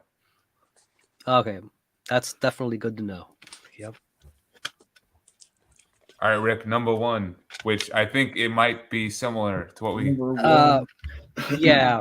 So doesn't need a logo. No.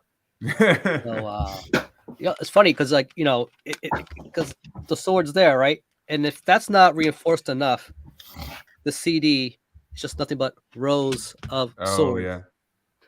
Yeah, see? So if you got it in your little Case Logic Are you not wallet, entertained? you know exactly what it is. Yeah, I mean, what else to say? I mean, the entire I love how they went with this very smooth, shiny, polished interior. I like tray. the black case of it. The Yeah. smooth inner tray. Or why they went with that, but I mean, I don't Which mind is funny. It's the opposite of the white tray for Age of Winters. Just want to point that out real quick. Yes. Age of Winters has the white tray, but it's not smooth. It's definitely not smooth. Slightly coarse. There was never a smooth inner white tray. Only the smooth inner black trays exist. I think I've seen it once, and it came from a Russian bootleg. Oh, yeah. Or in that case, yeah.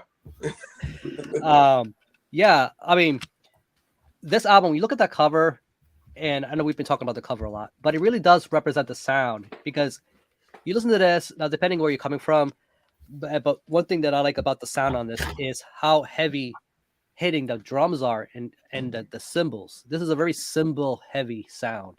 Yes. On this album, it's like they're trying to, I guess, simulate the crashing of lightnings and storms, kind of what's going on here, and that's kind of part of the whole overall sound.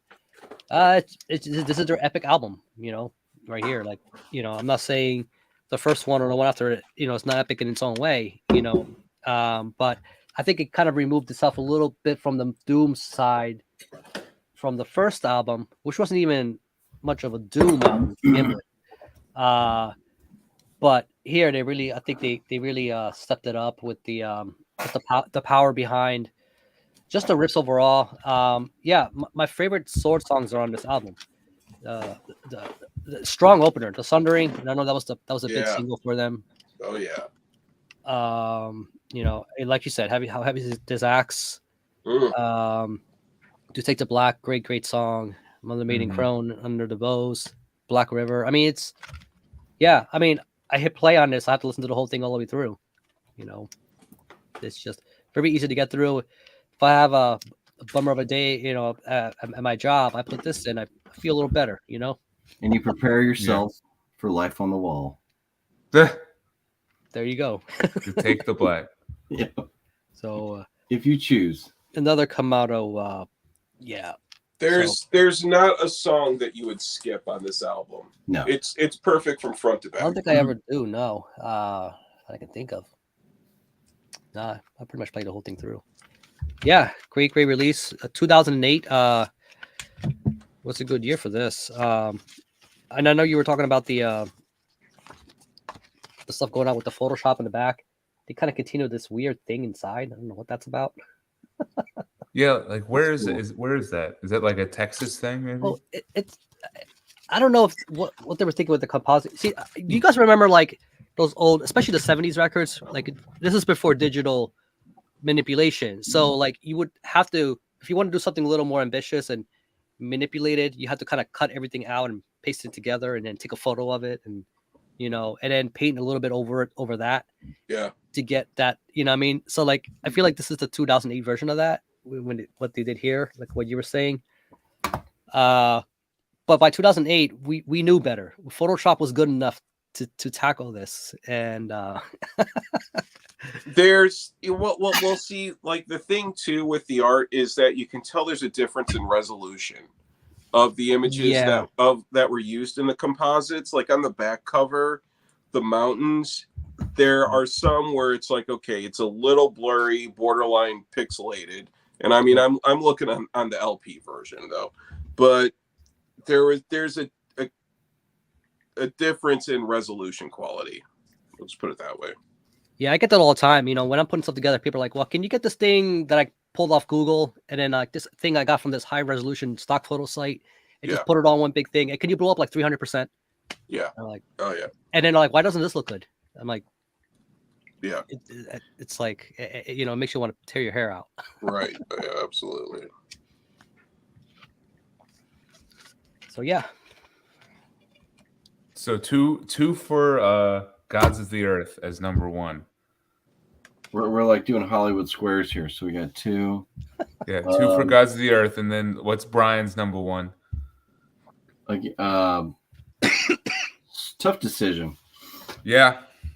I remember getting this, burning it to a CDR, and I don't know, I had to travel for work like an hour and a half or 2 hours away, so I put this in. And when I first heard it, I was like, it's strange. It was definitely a different sound than Gods of the Earth. You can tell they were kind of evolving into embracing more of these kind of psychedelic rock, prog rock kind of stuff, especially with the artwork. Definitely very 70s inspired. And the fact that it was a concept album was pretty interesting as well. If you follow along with the story of this, you know, like Outcast, who's traveling, and it's kind of mystical and it's science fiction, but it's also got a little bit of that fantasy as well. With the different characters. Mm-hmm. You know, we talked about Trace Brujas, the Witches, and then you get into songs like Lawless Lands, and that reminded me of like the scene in Star Wars where they go into the Mos Eisley Cantina looking for a shuttle, you know, a pilot. Night City, we talked about a little bit, just like a really hard rocking, fast paced rock song. The title track, Warp Riders, another great one. And I just kind of felt like as a whole, I like this one the best as of right now. Going back and listening to it. I don't even remember where I picked this up. I've had this for a number of years. Gatefold. It's a cool gatefold. Yeah, I think Rick already showed most of Yeah. it. But it's kind of basic, and it does have kind of a larger spine, which is cool. I looked, and this is like a current artist, so this was commissioned for this album cover. And it looked like he did something else. Maybe he did a single or something, but there's another piece of artwork for the sword that artist did on his website. So yeah. So your opinion didn't change now that you know there's a duck on the cover? Like it just doesn't bother you? Yeah, well, it got subtracted points, but it still narrowly beat Gods of the Earth, and that was tough because of how much I do like. I mean, most of those songs are just killer, but Arrows in the Dark, I mean, that's a great song too. Mm-hmm. Estraia's Dream. Yeah, I think it's really well done. I don't know if they ever did another like full concept album like this. I don't think Apocryphon was. No. And I don't think Use Future is. I think they tried with Use Future. I haven't looked at it too closely. Oh, really? I think it might have been. Yeah, an attempt. It's not that clear. Yeah. I mean, this is definitely a story, you know, start to finish. Yeah, it's more obvious on Warp Riders. Yeah. So, yeah. Had to go with Warp Riders for the number one. And it's just a cool name. Warp Riders. Yeah. It is. I think the lyrics of that song, too, are super cool and kind of sum it up pretty well. Like, let's see. You don't age when you live out of time. You don't age when you live out of time. A lifetime in a blink of an eye or something like that. I don't know. It's just a cool, like, thinking of like space travel like that makes you think of like, you know, movies like Alien or even like Interstellar, stuff like that. You know, where they kind of toy around with the whole aging and stuff. And Oh, here's a good, Yeah. I don't know if you all remember this movie, but The Ice Pirates. The Ice Pirates? The Ice Pirates Oh, the Ice Pirates. with Robert Urich. Nobody? Nope. Well, there's a scene in that where they're traveling kind of like at warp speed, and they're all aging like super fast, like everybody, like one scene they're starting to get gray, and then the next they're full on elderly. They're going through this like time warp kind of thing. That's crazy. And then they come out of it and they're all back to normal. See, you actually made me think of you remember the first Planet of the Apes movie with Charlton Heston? Yep. Where they're all traveling, and then the one dude's container or like capsule Oh yeah. breaks, and they wake up and he's just this like he's basically just dust at that point, like gray hair and dust. Like, well, that was traumatizing as a kid. Yeah, I stuck with me for sure. But yeah, don't mess with fucking space travel. But Brian already touched on it. My number one is Warp Riders, and that unlocks for me another beer pairing. I'm happy to open up. Right. This is Supernova. Ooh. I had to get it because you got a sour. Space related, and it's a cherry lemon sour. It's adventurous and exciting, just like this album. So, what's the alcohol content? Oh, like probably 4% or some shit like that. Yeah, it's a work night beer. It's a work night beer. Yeah, so it fits on multiple levels. So let me make sure before I drink it. Yeah, 4.7. Oh, that'll work. Oh yeah, it's fine. The very lemony and with a little bit of cherry in there. It's good. Crisp and delicious. Yep. I love a good sour. Oh, sours are awesome. They're like any kind of night beer. Except this sour. Just everybody's. Even that sour is probably. I think I've had that one, and that one's good. Oh. I'll have to double check. Oh. A takeaway from this stream is that I need to pick up Warp Riders. Yes, I think so. Because it's a shame that I don't own it on a physical format. First off, gonna get Gods of the Earth. Yeah, Chris, you need this one too. I have. Or you have the CD. You have the CD. I swear I have the CD somewhere, but I'll try to get the. I've been so naughty lately. Just naughty boy. I've just been. You do know Black Friday's later this month, right? Like that's gonna be Cyber Monday. Yeah, Thanksgiving. Watch out. That's gonna be punishment. Well, I just did I bought the pre-order for the Deicide Roadrunner Years box set. Oh yeah. Oh, shit. So I got that. So I have that coming, and then I have a shipment from Plastic Head from the UK that's coming that has a lot of good stuff in it. It'll be the package where when I do the unboxing, there'll be that glow, like that white light glow coming from it, and then you'll hear. Are you gonna dress like Travolta? I'm gonna say that. Right, exactly. It'll be like only you get to see what's in it in the unboxing, and I ordered some records from Svart, which nice. I ordered the Solemn Lament EP. Have you heard that yet? It's like dudes from Tumult, and it's only like a 4-song EP, so I picked that up. I haven't gotten it yet, and then also the Demigod repress that they did, and then also the Solitude Eternus, the two albums that they repressed. So and I can directly say that I've spent money on Solitude Eternus because of Marty and Alan. So that's money out of my checking account that I can directly point fingers at them for. The first two? Yeah. Do you have any of the later ones? I have well, no, because I've never listened to them. Oh, really? I have very little clean singing in my collection. Gotcha.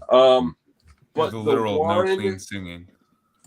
The one that is, where is it? I should have it like right here. The one that's like the Solitude Eternus one to own. I got the CD. Here we go. This one right here. Through the Darkest Hour. Yeah. So I ordered the double LP for this, and then also the other one that they did. And so those are coming. And again, it's like this is the type of stuff where when I'm in a mood for clean singing, this is great because it's still heavy and Sabbathy in a way, and it's still like it's not like it's not that type of shit. It's like sludgy and heavy, but the dude can fucking he can sing. That's a nice tie-in. Another band from Texas. There you go. So you bring it in full. Yeah. Which yeah.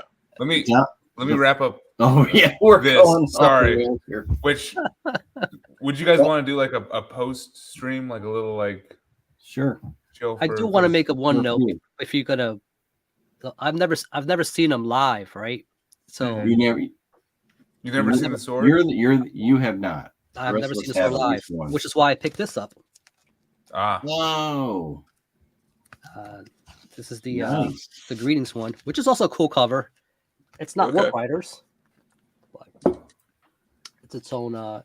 It's got It's funny enough.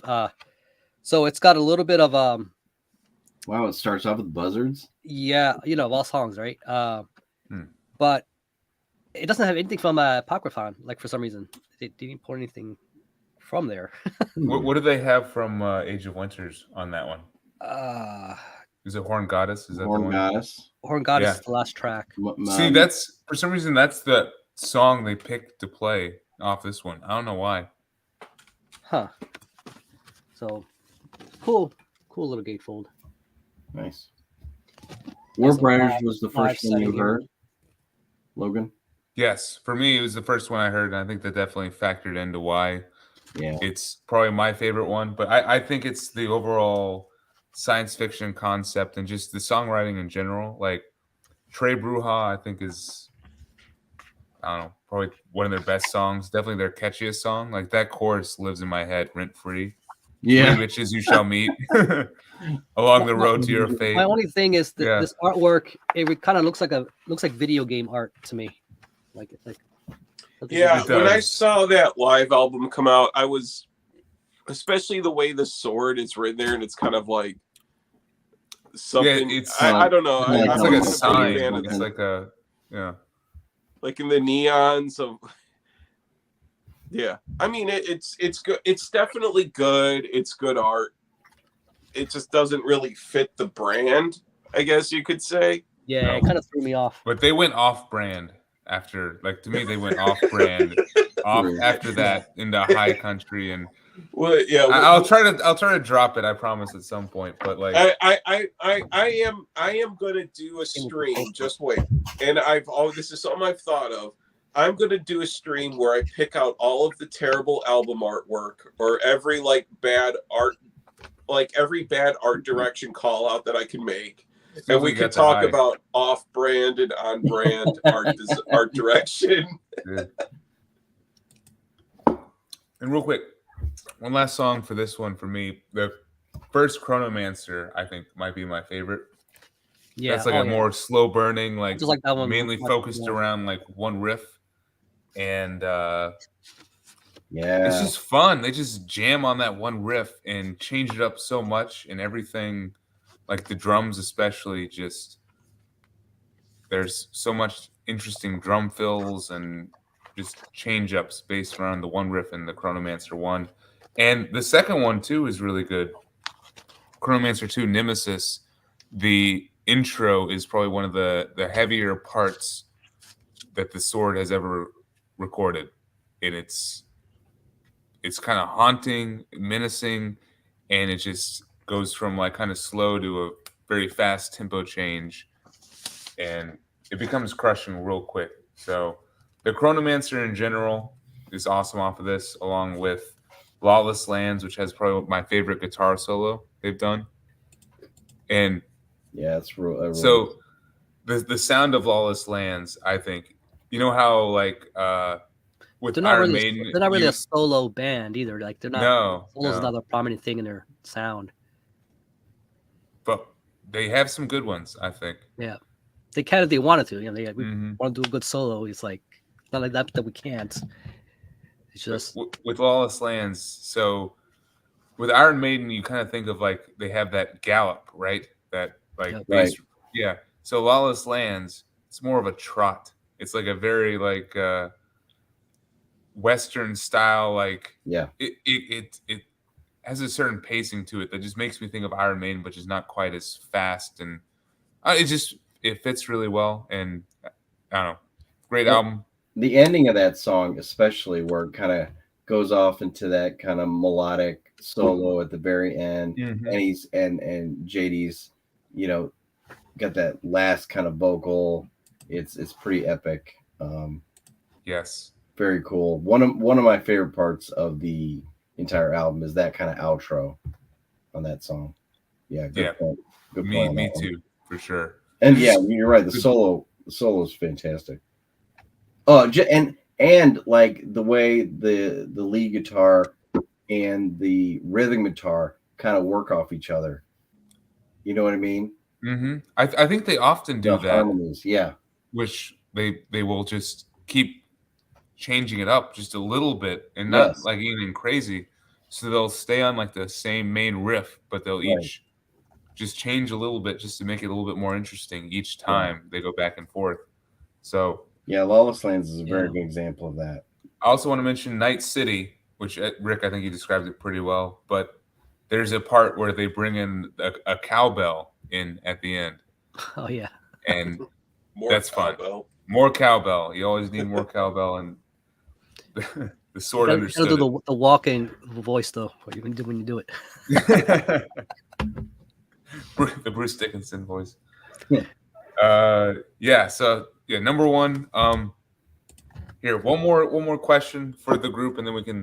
We got Team Warp Riders, and we got Team Gods of the Earth now. Right. Apparently, so it was interesting to kind of see that, like, you know, they're a good band when people can have many different opinions about their output. I think, you know. Yeah, that's true. It doesn't all line up the same way because everyone hears something different. Well, it's like when you ask people, "What's your favorite Maiden album?" You're going to get like 10 different answers. Exactly, and I don't think you want a stream where everyone is just like, just talking about the same album, you know, with the same points and stuff, and it's a ranking, you know, like it's not as exciting. I don't know. It was cool to see how it stacked up. So, but what do you think the final legacy for this band is now that they're officially, I guess, have called it quits? Do you think they're going to try to come back at some point, or do you think they will just? I think we've been conditioned by this point to not, you know, when we hear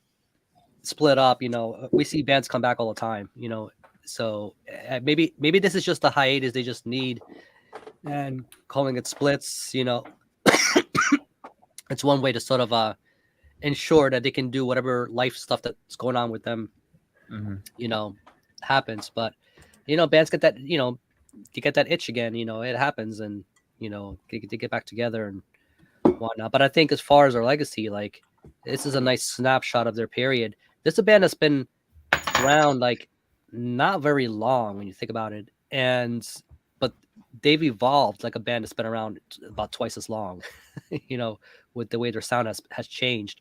You look at a band like Rush, you know, or any bands like that, and just look at the way their sound has changed. But that took decades, you know.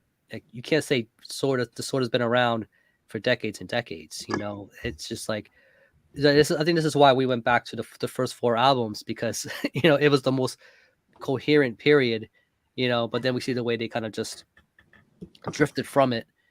And you know, I guess they had certain kinds of ambitions in mind, you know, where they wanted to go. Maybe they weren't getting the reception they would have thought they might have gotten. I don't know. You know. You got a big naughty naughty on your shoulder. This cat tries me. They got a huge push from Metallica picking them to be. That helped a lot, yeah. And then getting on the video games. I mean, those Guitar Hero games were massive back then. Oh yeah. Oh yeah. I remember Amon and Marth were another one who were big in like the video game, like Guitar Hero. When that was, because I remember being at my buddy's house who we went to go see the Sword and all that, and they were playing Guitar Hero. I hate video games. Like, I just don't have any patience or attention span to play video games. But Guitar Hero, and that's like Amon Amarth, Skeleton Witch, the Sword, all of that were like the big ones at the time. Yeah. Well, the riff structures of that band, like, was perfect for a game like that. You know, it was very easy to follow, and it was just fun. Yeah, I might still have that copy of that Metallica Guitar Hero somewhere. Like, it's just like, I think after we're done with the stream, I might have to pull out, take a look at it. All my old Guitar Heroes are at my parents' house for sure. I got 4 or 5 of them. I don't have the I don't have Metallica though. That would have been cool. It's like, well, that's the thing about those games. Like, if you don't have the peripherals, it's kind of pointless to you can't really play them, right? So it's like, I used to have the plastic guitars, and I used to deck them out with stickers and all kinds of stuff. And the drum. I think the drum. I had the drum set too. Yeah, I did too. I could never do it though. It was disheartening, because you're like, well, if this toy drum set's too hard for me, I mean, like, I have no hope for a real drum set. Like, what the hell? Yeah, I've always my participation in music has always been as a consumer, not a musician at all.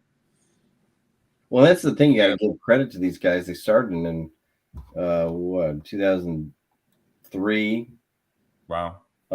Demo years, and then pretty much steadily every 2 years was putting out an album and probably touring on it extensively. So I guess it makes sense that they would want to take a break, hang it up. I imagine JD at least is going to continue with music in some shape or form, whether that be a new project or solo stuff, or I don't know, doing commercials, or I mean, who knows what else he's into. But I think they didn't. 2018. I don't know when their last tour was. The last tour was with Clutch. Yeah, they played with Clutch earlier this year, I believe. Like, let me. Oh, okay. Okay, so they were active, sure, but they were active. Yeah. So, part of me thinks that they partially broke up just because they weren't happy with where they ended up. So, like, could be. I remember around the Warp Riders time, there was a interview with JD where he basically said that he did not like that there were mosh pits during his concerts and stuff. That he did not like mosh pits, and he wanted to distance himself from that kind of metal music. Yeah.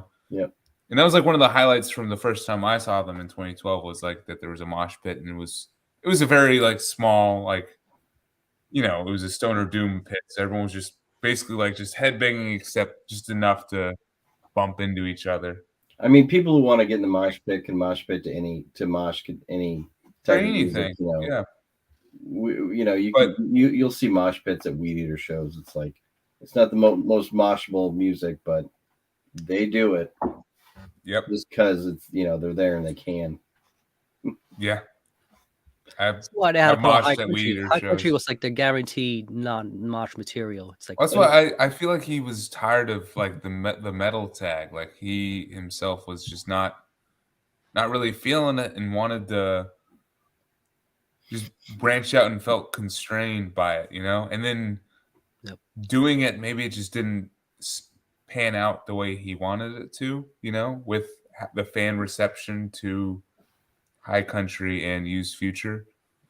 And it's weird, you see bands like this kind of never break big, like a band like who was that, Greta Van Fleet, or kind of a retro rock band, or even Ghost, who get massive and are filling arenas. whereas a band like the Sword might be able to do a headlining club run. They Other could. than that, they're touring with Clutch or Mastodon. They were never also under. They were never under like Sony or anything like that. They were never like on a big label. Like Razor and Tie were probably, good enough label, but they were like, they weren't BMG. You know, they weren't. You know. But I bet he kept the rights to all his music. I mean. Yeah. I hope he did. I guess. And I'm sure. I think that was a part of it. Like he wanted the marketing to make it to that next step, you know, but it just didn't happen for him, and they just stayed kind of the same. Like he made the jump into that more like that hard next rock. level. Yeah, he like musically he was trying to get there, right? But the fans and stuff weren't around him. Oh, sorry. No, you're good. Oh no, were anybody from the Sword, were they involved in like any other bands or like anything that it's like closest like, they got other shit going on, or these not they did Doom Side of the Moon is the closest I can think of. Was that under like the Sword, or was that just like a one-off type of thing? That was like a one-off. It was just a metal cover of Dark Side of the Moon. I mean, as much as those guys were on the road, I mean, seriously, they were always touring. They probably made a good amount of cash, and it's like, hey, I'm done with music for a while. I want to travel. I want to, take a vacation. I want to live on an island for a bit. It's probably time to decompress for them because they were always touring. So do you think they'll come back and potentially be bigger than they were when they left? Because I swear that happens sometimes with bands, where they'll leave and then the fan base will keep like being like, wow, this is really good. You know what? They'll probably, I'm sure that they'll at least get together and play like a metal festival and do Gods of the Earth from front. Yeah. I don't think that's what might take. I could see that happen. Yeah, for sure. Because that's been a big part of these bands getting back together for the one-off full album, shows. I mean, like sometimes too, is it's like the way I haven't followed them like in their later stuff, like Low Country and all of that. I just haven't followed them. But there comes a point when it's like when you feel like a band, when it's like, okay, this is a job for them. Mm-hmm. And it's at that point it's like, okay, release an album, go out on the road for a year, release another album, go out on the road for a year, and just grinding like that. The cycle. You mentioned Amon Amarth earlier. That's them in a nutshell. Yeah. Right now. Yeah. Like, I mean, I love Amon Amarth has a lot of great albums, but I'm getting a little bored with them, definitely. mm-hmm. But I mean, with these guys too, who knows? They could have other stuff going where it's like, he's a guitar instructor somewhere, and like he just wants to sit at home on the couch and get paid to teach guitar, and like stuff like that. Like they just want to be normal people, because as much as they were touring, I'm sure they're just dying to just be a normal dude sitting at home on the couch, and not in a tour bus. Yeah. I will say that throughout all their different phases, it always sounded like the Sword, and I don't know if that's from the music or his vocals, because his vocals are not they're unique. They're unique. That's a good term for it. They're not overly strong. He doesn't like get up into falsettos or anything. But he's got his moments though. Just maintains. Yeah, he can get up there. Like we were talking about the end of Lawless Land, something like that. Yeah. Where he gets a little bit more emotion into it. I think it's also being aware of your limitations, so you kind of know where to tread and where not to tread. But that said, they got quite a fair bit of covers, you know, I mean, which is pretty, I don't know, like it's a brave element to tackle on. Like there's like a Rush cover I think they did for Working Man. Oh, that's a good one. At, Well, when I saw them live, they played shit, what was it? What's that one ZZ Top song? Oh, Cheap Sunglasses. They played Cheap Sunglasses live. Really? Yeah. They all it was funny because it was an encore. They all came back out with shitty sunglasses on and just started playing it.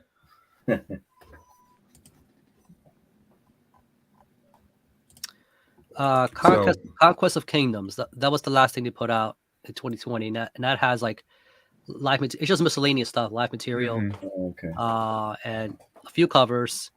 Nasty Dogs of Funky Kings. That was the one ZZ Top cover. The Immigrant Song is on there. Oh wow. Forever My Queen. They got a Pentagram cover. Shouldn't be shocked. Cold Sweat, Thin Lizzy, Cheap Sunglasses. So yeah, I tell you, these guys love ZZ. I mean, they definitely do love ZZ, and I think that's what they based, at least used Future off of for sure. Their love for ZZ. But I don't know. I'd be surprised if they got a festival invite in the next 5 years, and maybe that sparks a reunion. Who knows? Or maybe. Honestly, maybe it'll just be a JD will start a new band and, carry on. Honestly, I just hope that when people think about like this new wave of traditional heavy metal and stuff, like especially the American side of things, that they think of albums like this, and like this as either the beginning, like the start of it, or as like almost like a proto, like this was, but preceded it. Like this was the band that Eternal Champion or Sumerlands or High Spirits used to jump off of, into their careers. Because I think these guys were definitely important in the mid to late 2000s, just traditional metal scene being kind of what it is and what it's continuing to become, I'm curious about the original drummer guy, that Trevor Wingo guy. Like, he's a great drummer. He's an awesome drummer. But he did those first 3 albums, which are great. But he there's no record of him doing anything else.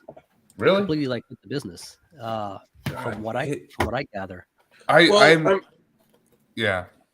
Oh no, sorry. What were you gonna say? No, I was just gonna say his drumming on like this one especially, like with, as you were saying, excessive use of the crash cymbal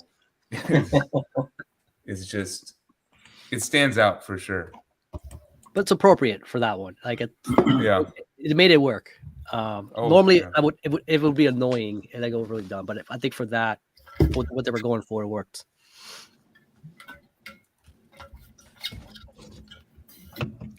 I think he ended up he burned himself out just being on the road. Which is like, oh yeah, definitely. It's funny because like he's young. It says here he's 43, so it's not like he wants to put something together or put another band or something. I don't know. Like it's just he could. Well, it's got to be interesting being a musician in like the underground because it's like you still got to pay your bills, and I remember hearing that the original drummer for the Dillinger Escape Plan was a drum instructor at Berkeley. But that dude, when he left Dillinger, I can't really think of anything that I know of him from. There are, a good metal drummer is someone who like Dave Whitty. Dave Whitty, Municipal Waste, and just like every other band. Discordance Axis, which is where, as far as there were other things like Anodyne and all that, but I think Discordance Axis was like the big, like, okay, Dave Whitty as a drummer here. But then he's been in so many bands, but it's like, okay, he's like a career, musician.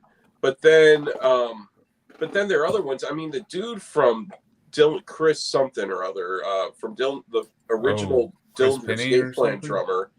I mean, I heard he was an instructor at Berkeley, but it's like a lot of these guys, it's like they just want to be at home with their families. They want to, sit on the couch. They don't want to be out on the road giving into the temptations that come with all that.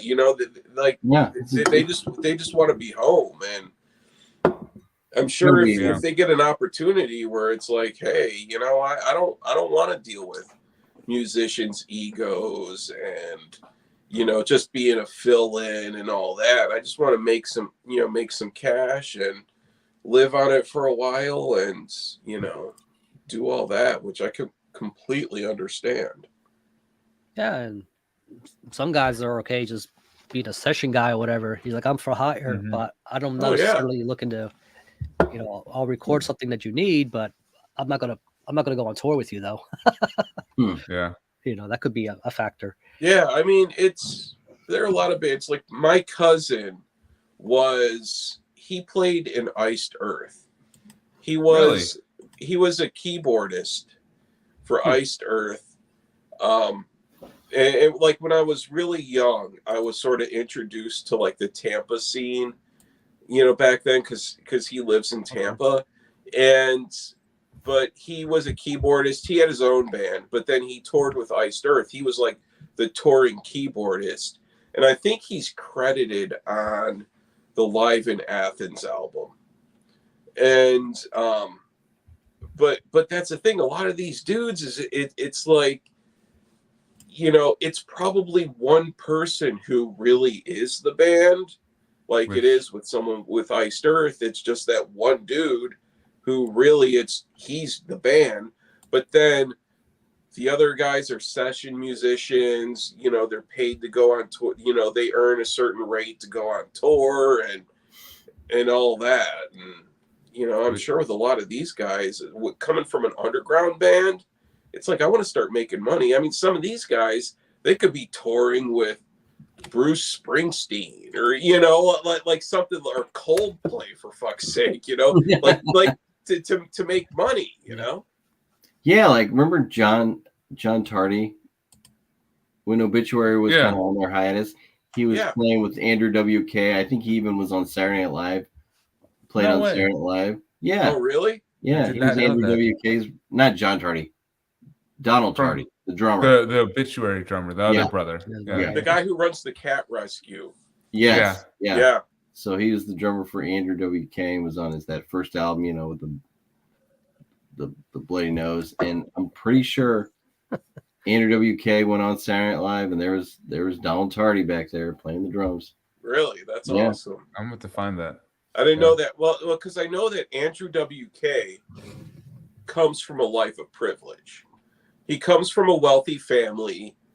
He grew up in Manhattan. So it's like, okay, so immediately you have a financial backing. Mm-hmm.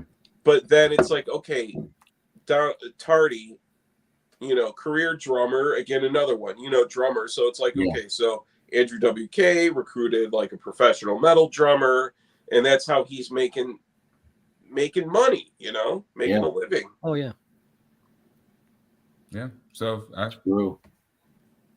wish the sort of guys luck for sure. But I think you have to admit it's John Cronise, or however you say his last name, is the Sword. And like when you read their statement of how they broke up, it's from him. And the last thing that he says is in the time that I've spent with the Sword, I've done everything I ever wanted to say and do with them creatively. And so time has come for me to move on to other endeavors. So yeah. There you go. I just wish them all the best of luck for sure. So yeah. And he left a very solid body of work behind for us. I think so. Yeah. Enjoying. Definitely an important one, I think, for all of us, for different ways, for different reasons, So, But thank you guys all for joining. If you want to hang around and just shoot the shit for a little bit, we can. If I have another beer that I could crack open if need be. I have one more, and I also too. Because I'm gonna start doing a stream as well, but like I want to do like a grindcore stream. So if you guys want to like jump on and do like a grindcore theme, I'm thinking maybe Saturday night. It doesn't seem like there's much going on, so if you're free and you want to jump on and talk about grindcore, that'd be awesome. Yeah, just like what grindcore in general. Yeah. Well, yeah, just whatever. Sweet. There you go. Maybe Saturday night. This is Those guys say, what is that? Enjoy by 10/31/22. Leftovers. You missed it. Leftover. I know it's gone immediately bad. It tastes like pickle beer now. Some people market that shit. So I've heard. Oh man. I think I got 2 left. How will you ever finish them? About a 4-pack. I don't know. So you've only had 2? Another, yeah. Like you texted me you bought that like I feel like a month ago almost. I had one. I was so excited to get this. Mm-hmm. Because I remember it came out around last Christmas time. I was like, oh, that sounds amazing. And then I actually get it, and it is it's just not good. Terrible. That's disappointing when you hear because you're like your senses tell you it shouldn't be good, right? But you're like, well, why would they put this out? Because you're thinking, okay, I mean, I understand they're trying to make it like dill pickle, but man, it's straight up pickle juice. That's what it. I mean, man. If you like pickle juice, though, I mean that's. Well, I was alcoholic pickle juice. I was really disappointed with their pickles because like they're just off the shelf pickles, like they're not in the cooler, but it had a really strong peppery taste to it that I really didn't like. It was I won't be buying their pickles again, but I've never seen those around here. I don't know if they don't sell them out here or what. Yeah, I don't know where they're from. Oh, yeah. So what about you guys like BYOB? Yeah. Oh, yeah. Like, so I started listening to these guys again. Oh, yeah. BYOB. Oh, nice. Yeah. Good one. So now this is, what was this? Southern 2009. Lord had like a mail order subscription service, I think in like 2007. I think they only did it for like 1 year. And so I signed up for it. And this was part of it, where it's like The Great Cessation, which I think is a great album. I really like this. And then I also got this Pelican one was part of that too. What We All Come to Need. Oh yeah. I love that Pelican album. And that one's awesome. What else? There was so like every month they send you a record? I think it was like 7. I think it was like 7 albums, and then there was also a Sun Ohm special EP, which that one, and I regret doing this, but I sold that one on eBay like 10 fucking years ago. It was a Sun Ohm 12-inch that was live, which was the bonus that you could only ever get if you were subscribed to the service. Right. And what else? There's another one here. So I sold. There's like and there's some crap too. Like honestly, Southern Lord, in my opinion, it's hit or miss with them, because there's some shit that I'm just like, oh, this is such crap, and then there's other stuff that's fucking awesome.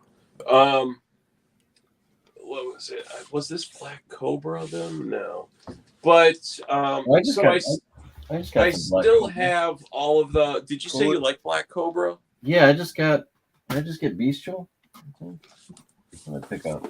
Dude, Black Cobra was actually one of the bands I saw open up for BYOB live. One of the times I saw them. Okay, yeah. Yeah. Okay, They're so yeah, this definitely Black good. Cobra was part of it too. And then like all the vinyl pressings were special, like 500 diarrhea splatter neon shit, like whatever. I just grabbed Yeah. best. Ooh, that one's awesome. That one is so Bestial. good. That one and this one are like the two Black Cobra ones that I'm just like, this is fucking awesome. I saw them live in New York, and they're just a 2-piece. Yeah, they're fucking crazy to see. Yeah, and yeah, this dudes. one fucking kills. I love this album. Yeah, this is good. So good. Bestial is the name of the album. Bestial. Awesome. At a Lost Records. I don't even know if they're still around.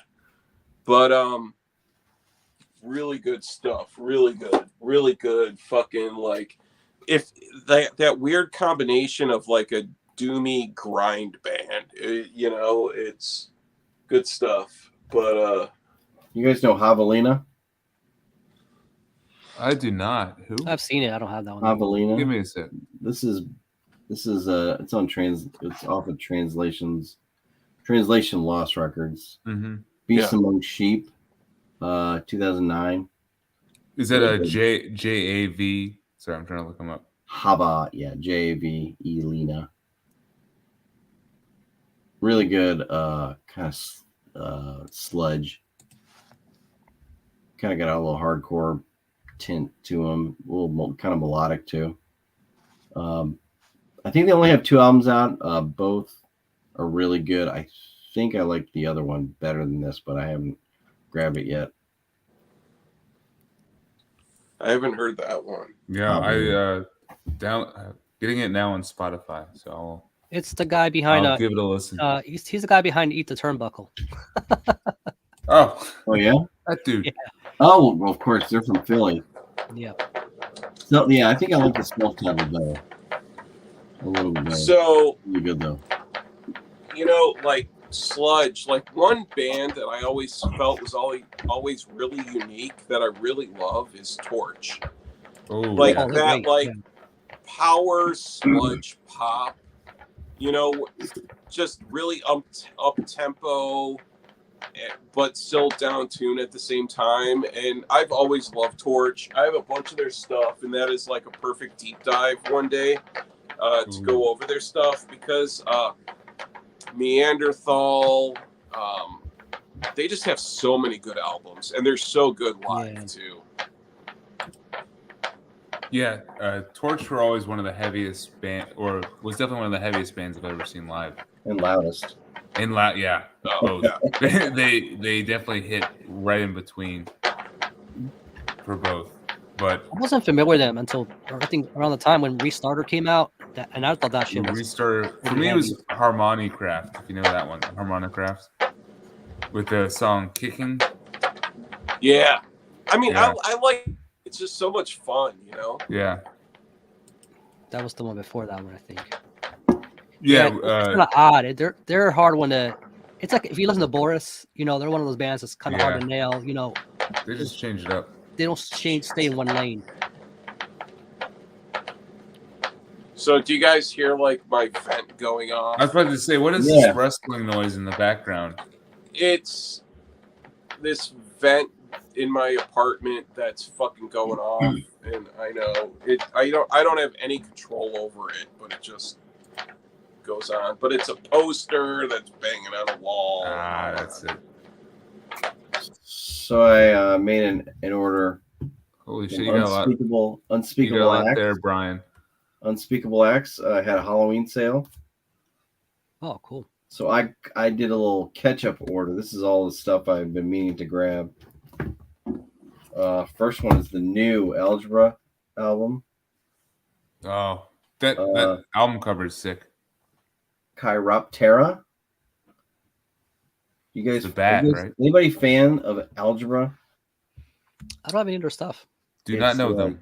It's like I think they're from Switzerland. Okay. like a kind of a technical death thrash. I guess think of like Corner, but maybe a little bit more off the wall and kind of spastic. These things, this is their third album. They've been on Unspeakable Acts for their last 3, I believe. So this is brand new. I haven't even listened to that one yet. Laceration, Remnants, Death Thrash. I don't remember where they're from. This is a new one from Miscreants. That's very proggy and out there. Yeah. Kind of like I've heard that one. Little Death Atheist Love there. Yes, it is. Definitely has that kind of that bass line there. What they did with Vile Operation was pretty good too. Critical Defiance. Nice. I have not heard that one, but their first. This is the new one. 2020. I think this just came out. Killer Thrash from Chile, I believe. Mortal Scepter. This one's been out a while. I just have not gotten around to getting it. More Death Thrash. As Time Sharpens the Sentence, and then the first Sadistic Ritual. Oh, that one's great. Yeah, I've been meaning to get this for a while. I have not picked up the new one. I know I've heard the new one is just off the rails. So yeah, they're got a nice nice band, just Atlanta based too, like just south from me. Have not seen them live, but have missed seeing them live a couple times. They did some summer shows. I remember they played Chicago, and I was kind of maybe thinking about going, but it was like during the middle of the week. Yeah. And I know Kellen was really excited to see them. They were playing Lexington, I believe. And for some reason they canceled the show kind of at the last minute. So bummer. I'll show mine. And Morbid Angel. Anybody going to go see the Morbid Angel tour? Chris, they're definitely playing Chicago. You should go see Morbid Angel. Yes, they're actually playing two dates in the Chicago area. They're playing Belvedere and then they're playing Joliet. So I'm definitely going to the Joliet. You got to go to one of those, Chris. Is it Morbid Angel or I Am Morbid? It's Morbid Angel. So it's Trey and Steve Tucker. So here's the question, though. It's also Revocation and Skeletal Remains. Okay, yeah, I'll definitely go. Are they only playing Steve Tucker era though? Well, I've talked to some people who have seen them within the last few years, and some say, yeah, they only play Steve Tucker stuff. I saw him in 2018. I don't know. Only Steve Tucker. Chris, it was a show I tried to get you to go to the Underground, the Fillmore, and the worst corporate venue to ever see a metal band at. There it is. Like you want to talk about seeing a metal band at the lamest corporate place imaginable. That's what the Fillmore is. Like no moshing, no crowd surfing. Also too, where the music is just at a comfortable listening level, and you have to stand within like this line, like there's this boundary, and the security guards will come by. You have to watch your feet with the tape. It is. Yeah. Oh, if and you're outside of the tape, pat down, and it is. Terrible. Oh, the tape is like a walking lane, so people can leave. Yes. Yeah. Oh. So you have to be on one side of the tape if you're actually listening to the music, and then I've never been to anything like that. God, that would $16 for a tall boy PBR. Yeah. Oof. Because I remember you were even going, and I was like, I backed out. Yeah, you did. Because I'm like, I don't want to fucking see them in this lame corporate venue because it's such a buzzkill. It was fun. No one else did either. So it was Morbid Angel. Morbid Angel with Misery Index opening. It was 2018. Oh wow! They only played Steve Tucker. It was only Kingdom Disdain, Formulas Fatal to the Flesh, and Gateways. So I've never seen Morbid Angel, so I do really want to see Skeletal Remains. So I feel like for I've their seen Memoriam 40th quite or a few times. 40th anniversary tour, they have to play other stuff besides I mean, Steve I Tucker. would think.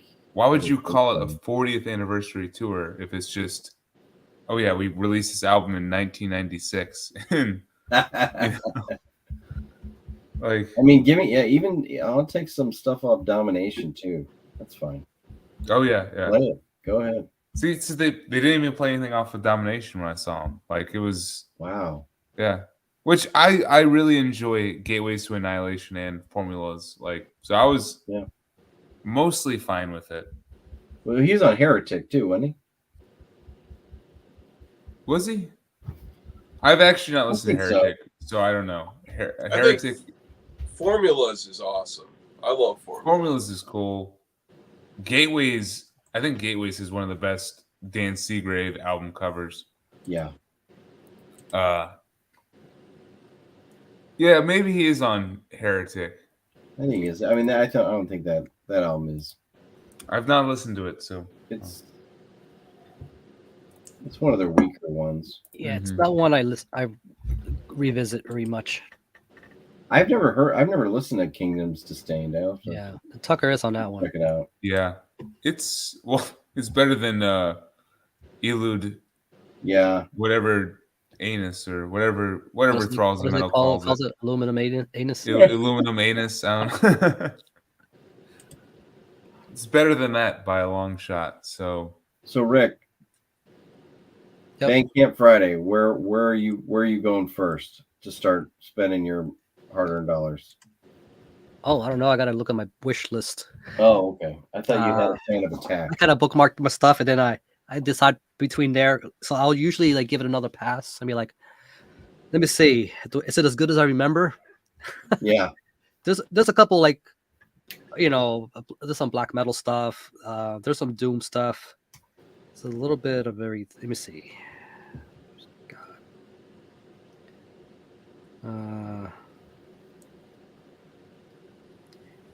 My Bandcamp app has changed. They changed the interface lately, so now I'm trying to navigate this thing.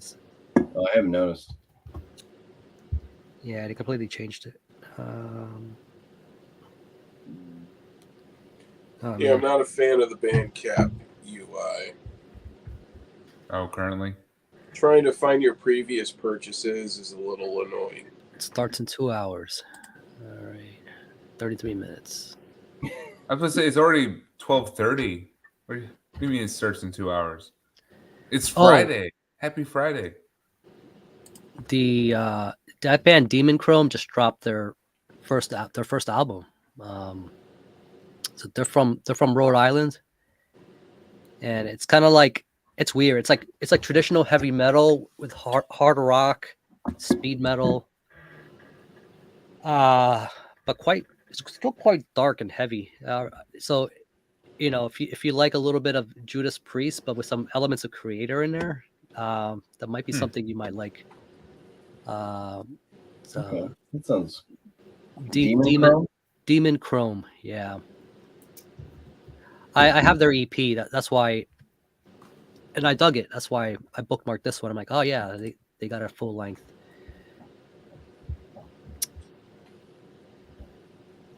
Any what else are you? Any Goodwill? Yeah. Let me see. Oh, you know what I just pre-ordered was Dissection, the Somberlin was just remastered and reissued as a double LP. Yeah. So I pre-ordered that. Who did that? Wait, do you finally get the artwork with it? Or is it just it's that? not blacked out? Yeah, because that's the one I have. No, the blackout is just a boot. Gotcha.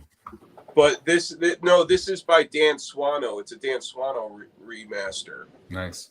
And so it's official, but it's also like the album art itself has this pop-up of the album cover on the interior.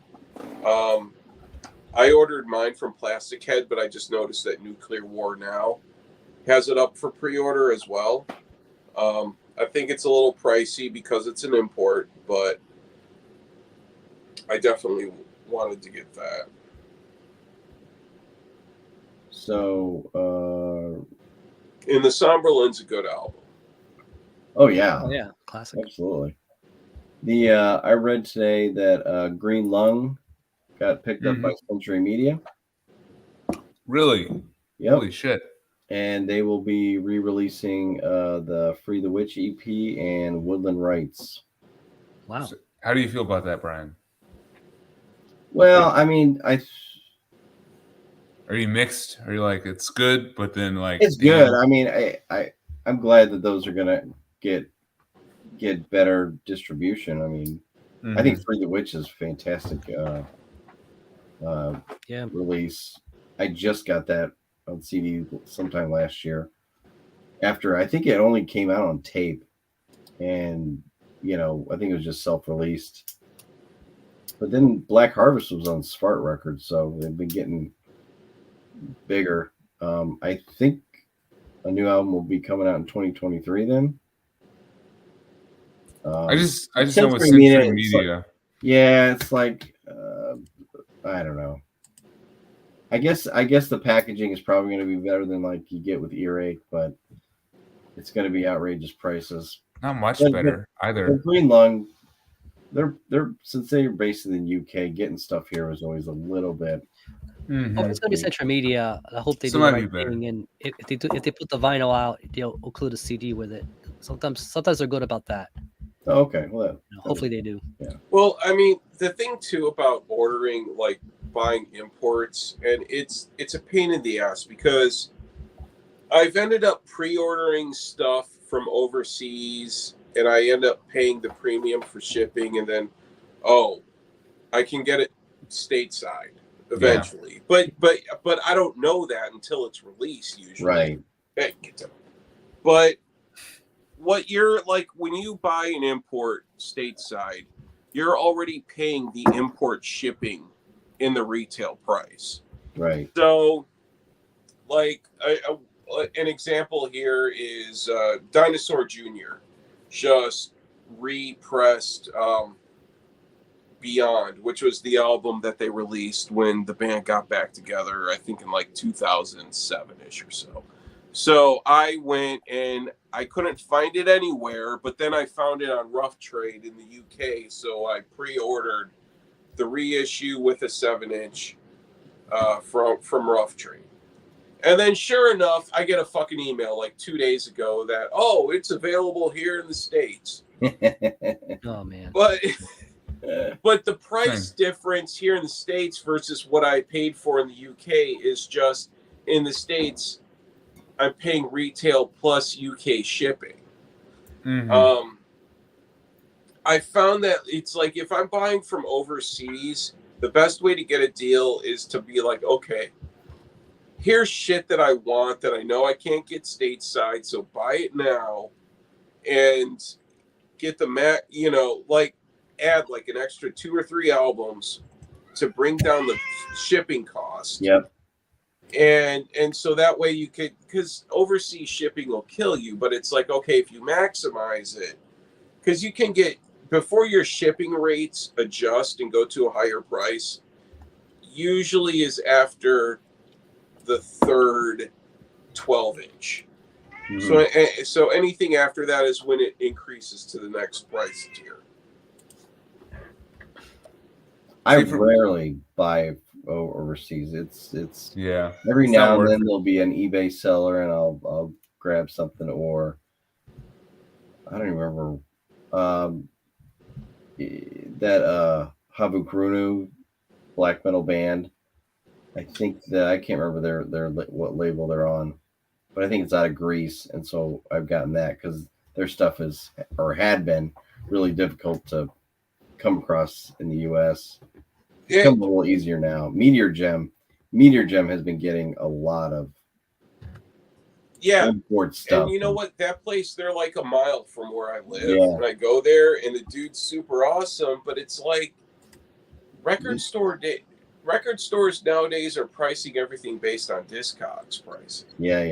You know, and I get it. It's like I guess they need to, but whatever. It's kind of like Logan and we can reminisce about the Manifest days and yeah, man, when that didn't matter. But I think it's a strategy that the record labels are doing to kind of fool consumers, because the idea because seriously, like when this Dinosaur Jr. album was big, I did all of this research online, and I could not find a single stateside reseller that had it up for pre-order or anything.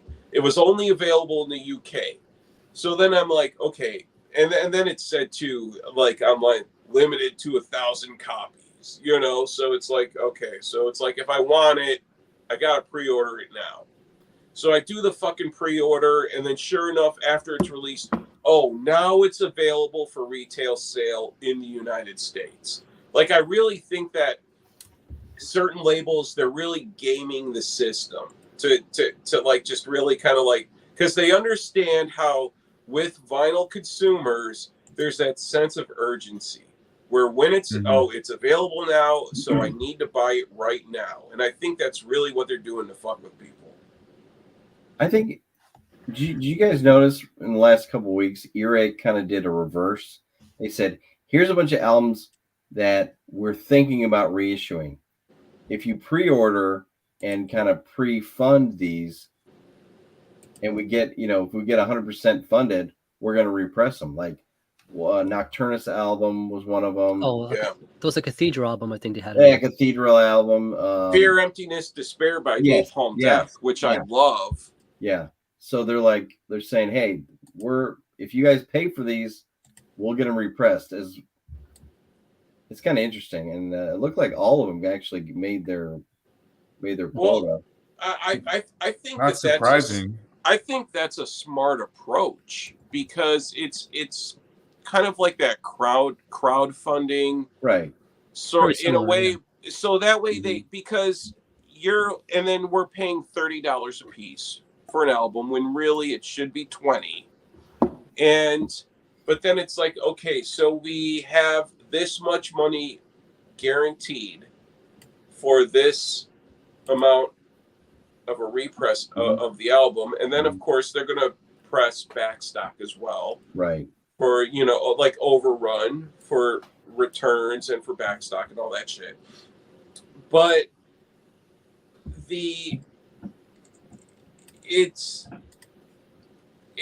that's how Run Out Groove does it. Like Run Out Groove does like a subscription type of thing where it's like they have a pre-order up, like the Deicide box set that I just pre-ordered.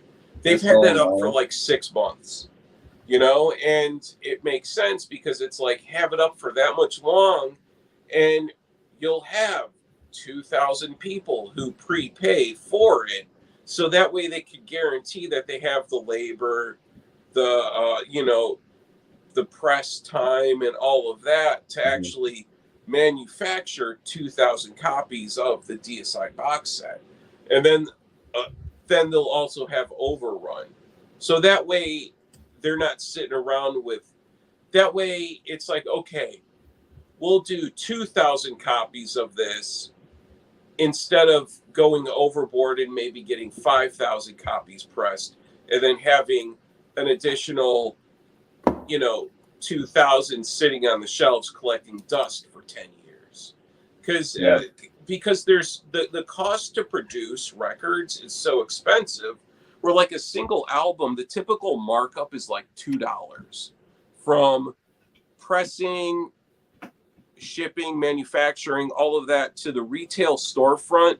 Their markup is usually $2 profit that they make on a single LP. And what are they pricing it at? Like $20 or just $2 above what they're sold it as? Is that what the $2 is?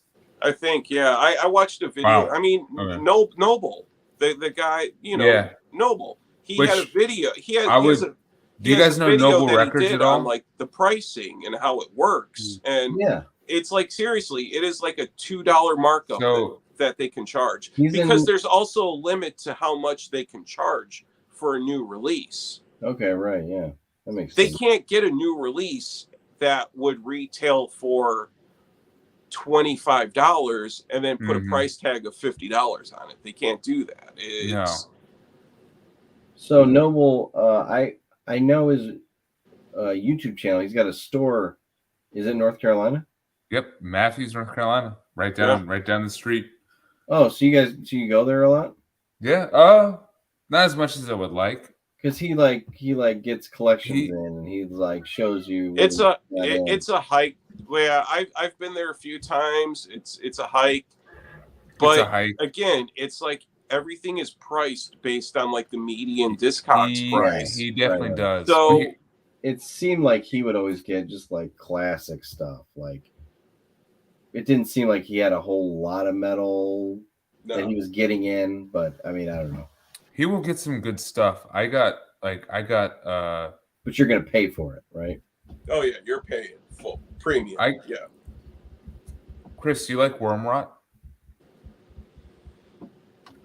Wormrot. Yeah. Japan? Grindcore band from Singapore. Oh yeah. Oh okay. Yeah. I have like their first 2 CDs. I got their first LP, Abuse, from Noble Records for $15. Oh yeah. Nice. It's a solid find for me from there. He does okay with CDs. I think records he kind of overprices a little bit with CDs. Well, CDs he overprices too. Well, he overprices everything. He fucking he overprices charges everything. Yeah, he overprices everything. Sometimes it's worth it to buy it at the overpriced rate, like because you're not paying shipping and stuff. But that's what he does. He calculates shipping into the retail price and then adds a premium on top of it. It's fucking ridiculous. Like, dude, fucking, you're gonna price yourself out of business. Is what you're gonna do, because I could go on Discogs or eBay and get the same fucking record for the same price and not have to drive 20 fucking miles to get it, you know? But if you follow his channel and stuff, he's not though. He's currently he's doing pretty good, I think, for himself. It seems like. Well, I mean, he's doing good for himself. I mean, there are a lot of people too. Like when I saw that video of like the people who were standing in line since 2 a.m. Like, there's no fucking way I'm standing in line for 6 hours to get a fucking battery record. So there was that was it. There was this one fucking kid. He was probably like 20 years old or 20, no more than 25. Is this he was standing in line? Record store day? No, their 3-year anniversary, which was like October. Okay. He was standing in line, or he was just sitting in his car since 2 a.m. for the return by Bathory. Yeah. Was it like on sale or something? No, it was just a OG press of the return. He just wanted to be the first one there to buy it. Exactly. Yes. Yeah. Because he was a newbie. He was a fucking noob. But here's how Dylan, that's his name, Dylan gets people, is he will post and he's good at social media. He's good at social media. He hypes up his drops and stuff. Yeah. So if you're following him within whatever distance you feel like you can drive to the store, if it's worthwhile, you're gonna do it, you know? So yeah, that's good. Yeah. I mean, to me, it's working, I think, for him. The other thing too I notice is people from out of town. Like when I go to like Sit and Spin and those places, like I notice like, because I hear the conversations in the background, like so and so's from Boston or whatever coming up from, Maryland or whatever, or someone from the West Coast, and that's, to them, this is the scene, right? This is where to go. This is where they were told where the good stuff is, and and look at it on the flip side. If I'm going to go visit, Joliet, if I'm going to go to Illinois, and Brian gets like, you got to go hit this spot, this spot, this spot. You know what I mean? It's like, I'll be prepared to spend, whatever, simply because I'm out of town and I'm already kind of in that mood. You know what I mean? And you're on the hunt.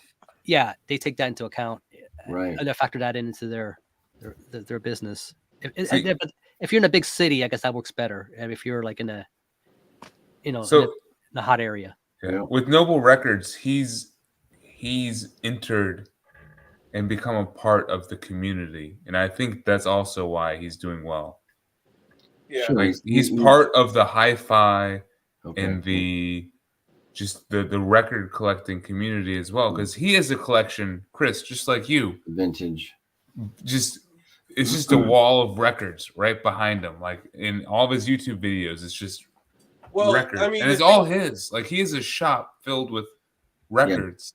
Yeah. At his own home, he has walls. Well, the thing too is he has an incredible stereo system, but it's like, since he has that business license, he can buy that as a tax write-off, because buying this awesome Macintosh system off of someone, to him, is a business expense, so that it's, I need this vacuum tube system to, in a way, it's like thinking about owning a record store. It's just the greatest way to sort of like subsidize your addiction and like legally, because if you have the business license, then, this is a necessary business expense that I have this $10,000 Macintosh vacuum tube stereo system. And like that's what he does with his stereo stuff too. It's like someone, especially it's usually older people who have those premium hi-fi systems.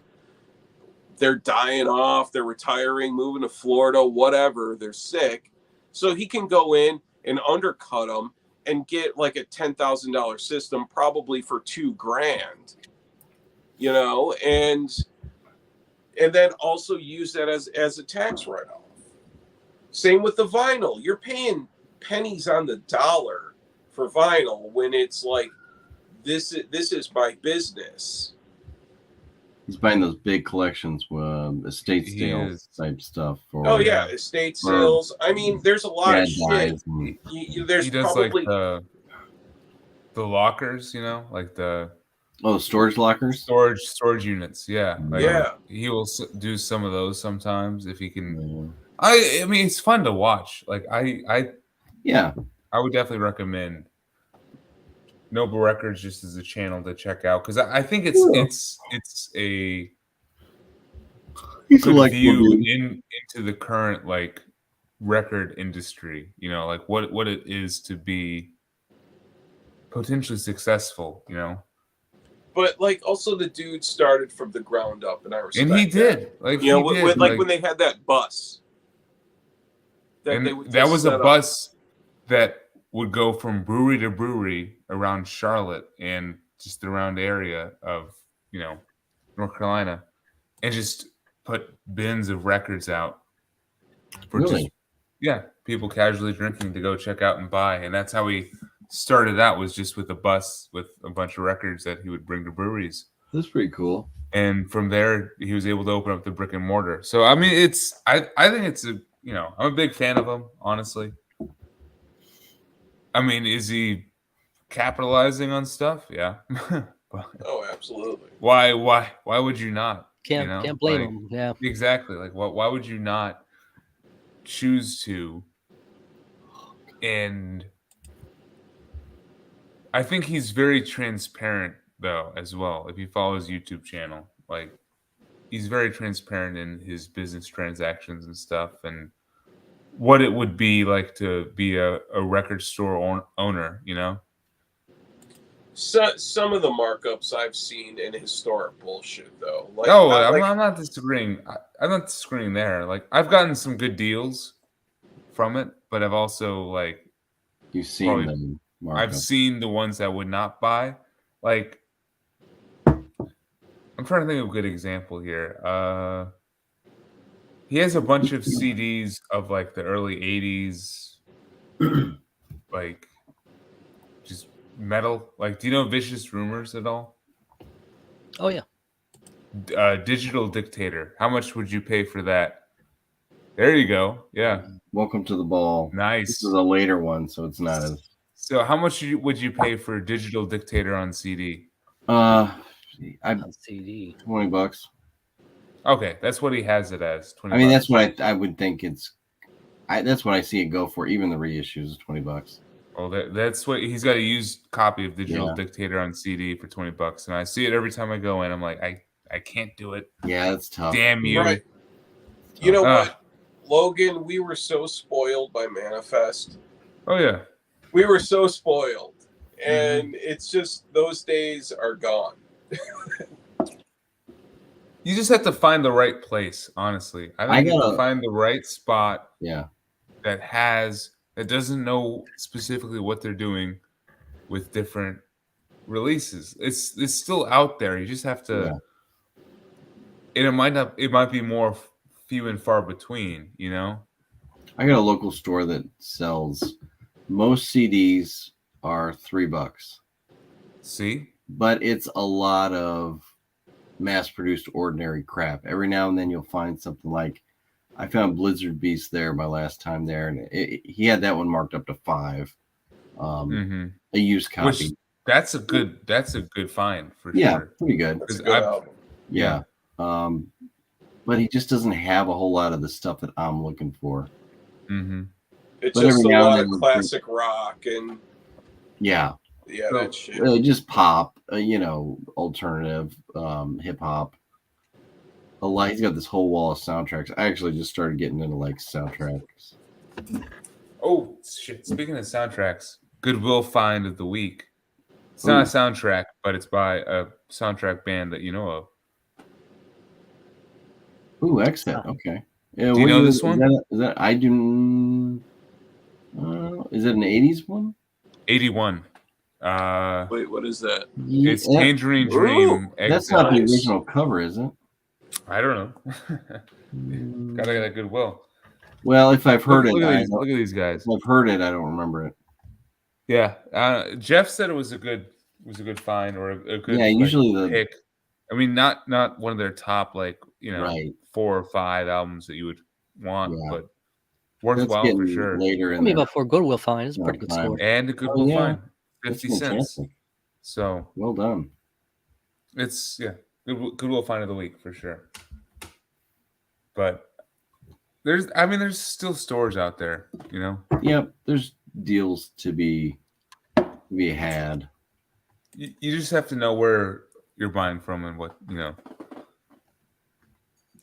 I just feel like as the price of CDs go up, like used bins are gonna be just more and more accessed, you know, just because, you know, not everybody has deep pockets like that, you know, and we all gotta But well, cheers to Brian for finishing his pickle beer. Oh, you did it! You did it, my friend. I'm proud of you. I think I'm gonna go void it now.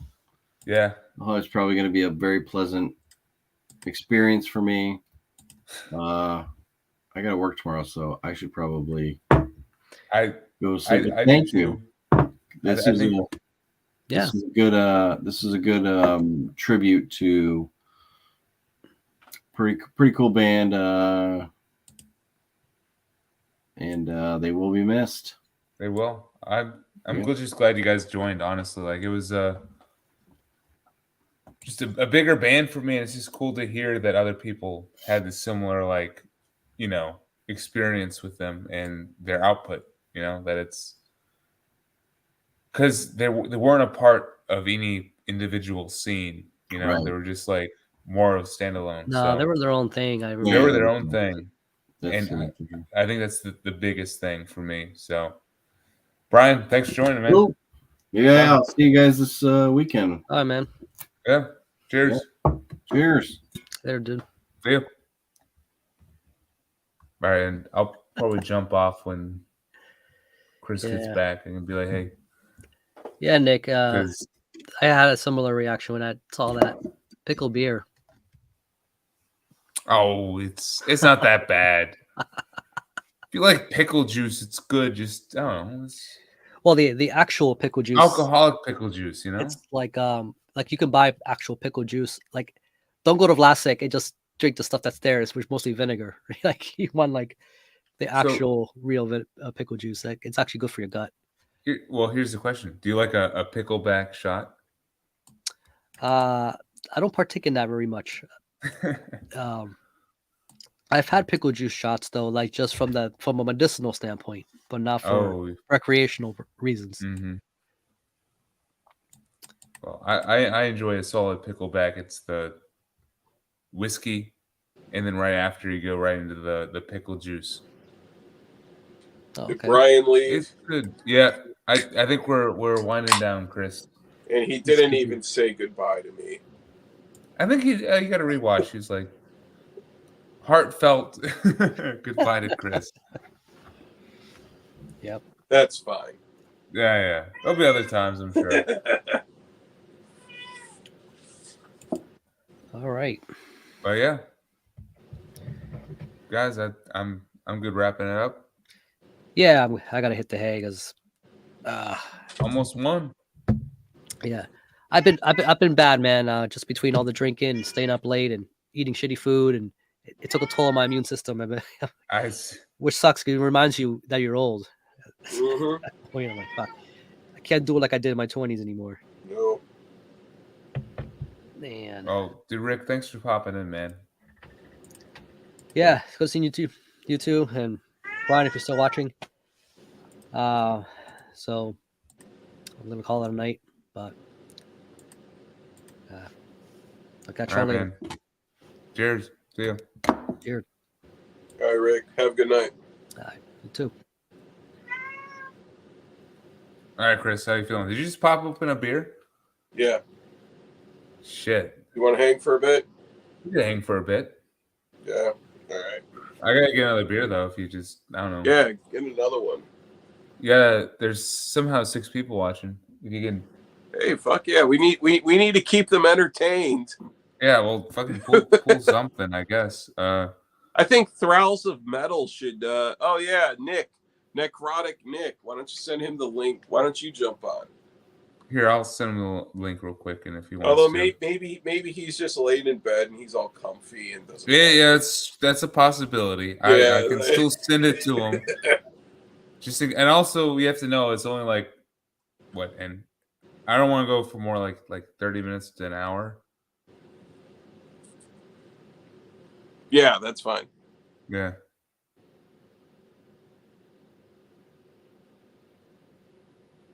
All right, I'm trying to send Nick the link. Good stream, guys. Okay, so that means he's going to bed. Necrotic Nick, does Jammin' John ever? Does he ever live stream? Why is it? I don't think. I think it's only Necrotic Nick, and that's it. I'm pretty sure. Because him, and then also that other dude who's really sarcastic. I don't see Miller? Him live streaming either. And they just put out a video, and the big dude was like laying on the sarcasm, and I'm like, why aren't you live streaming, man? Dude, you're funny Miller. as fuck. Yeah. All right, one second. I'm trying to send it to him before I get another beer.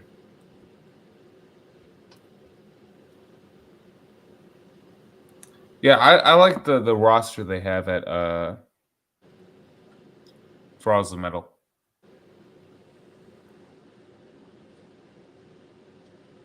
Good round group of people.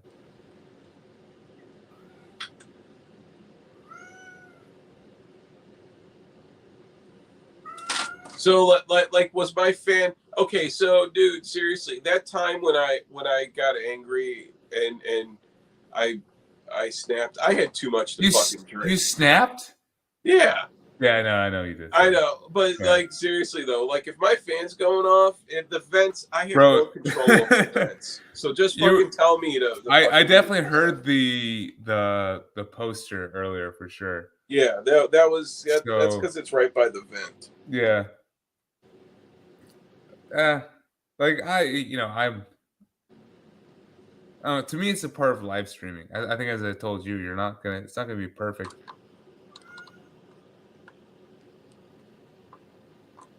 All right, one sec. It's the cuddle cam. Cuddle cam.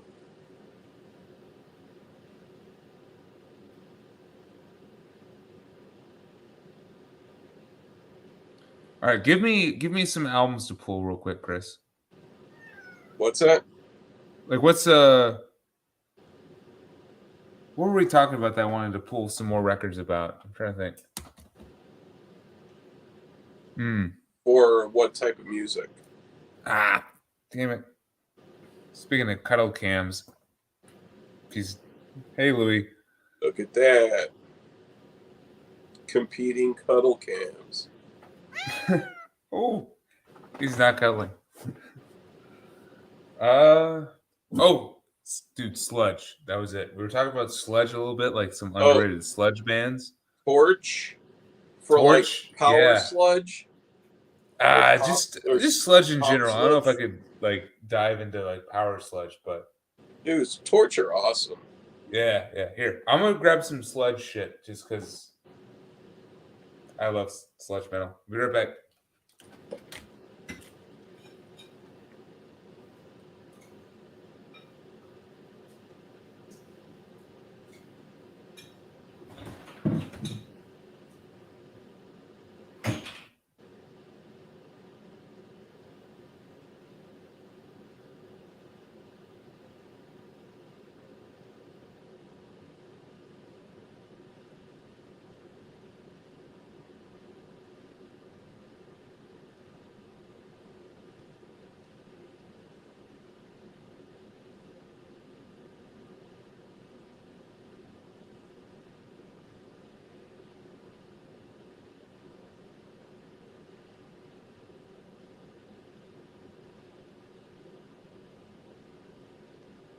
Okay, so Brian wants to see some Conan. I don't have my glasses on. Yeah, Conan. Okay. Shit, dude. I have all the Conan's CDs. All right, come on, get up. I'm gonna, because you know what? I know where my Conan CDs are at, or at least some of them. Hold on. Let me grab some. Ooh, and I also have a really rare one too. So, Conan.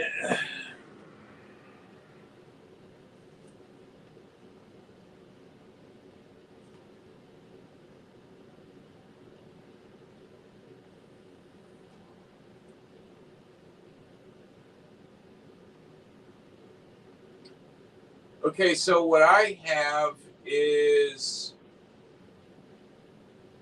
the Conan Slowmatics split. And then I also have a bunch of Slowmatics stuff as well, because they're fucking awesome. If you have not listened to Slowmatics, highly recommended. But the CD is very difficult to find. And I have that. And it's somewhere. Here we go. Here we go. Conan.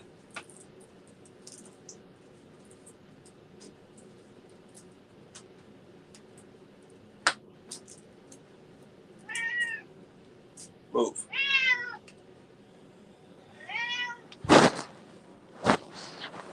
All right. So.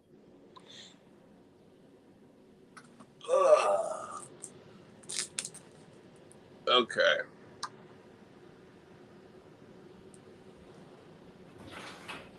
Okay, Conan. I have not heard Slowmatics.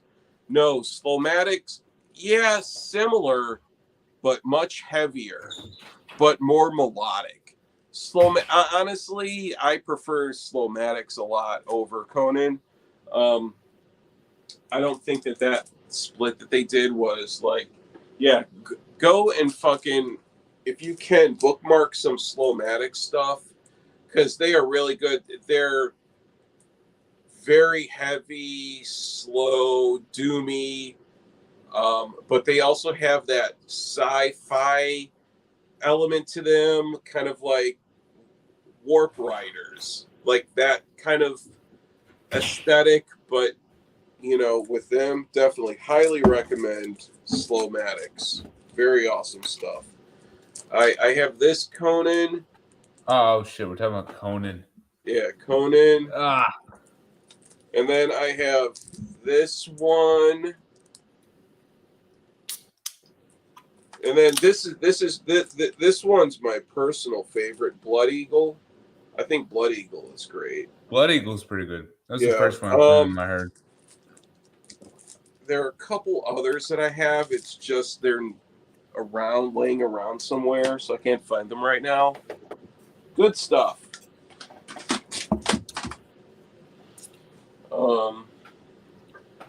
Conan, awesome live. I saw them at Maryland Death Fest. Very heavy and sludgy live as well. They're one of those bands that sound just as good live as they do on album. I bet. When you have that kind of sound, it has to be like that, you know? Okay, Brian said he's making toilets, so I think that means he's like doing a number 2 right now. Yeah. That was the perfect time to listen to Conan, Brian. Yeah, he's pinching one. It'll help you give you the push that you need. There's a lot of push too. Mm-hmm. So yeah, good call on the Conan.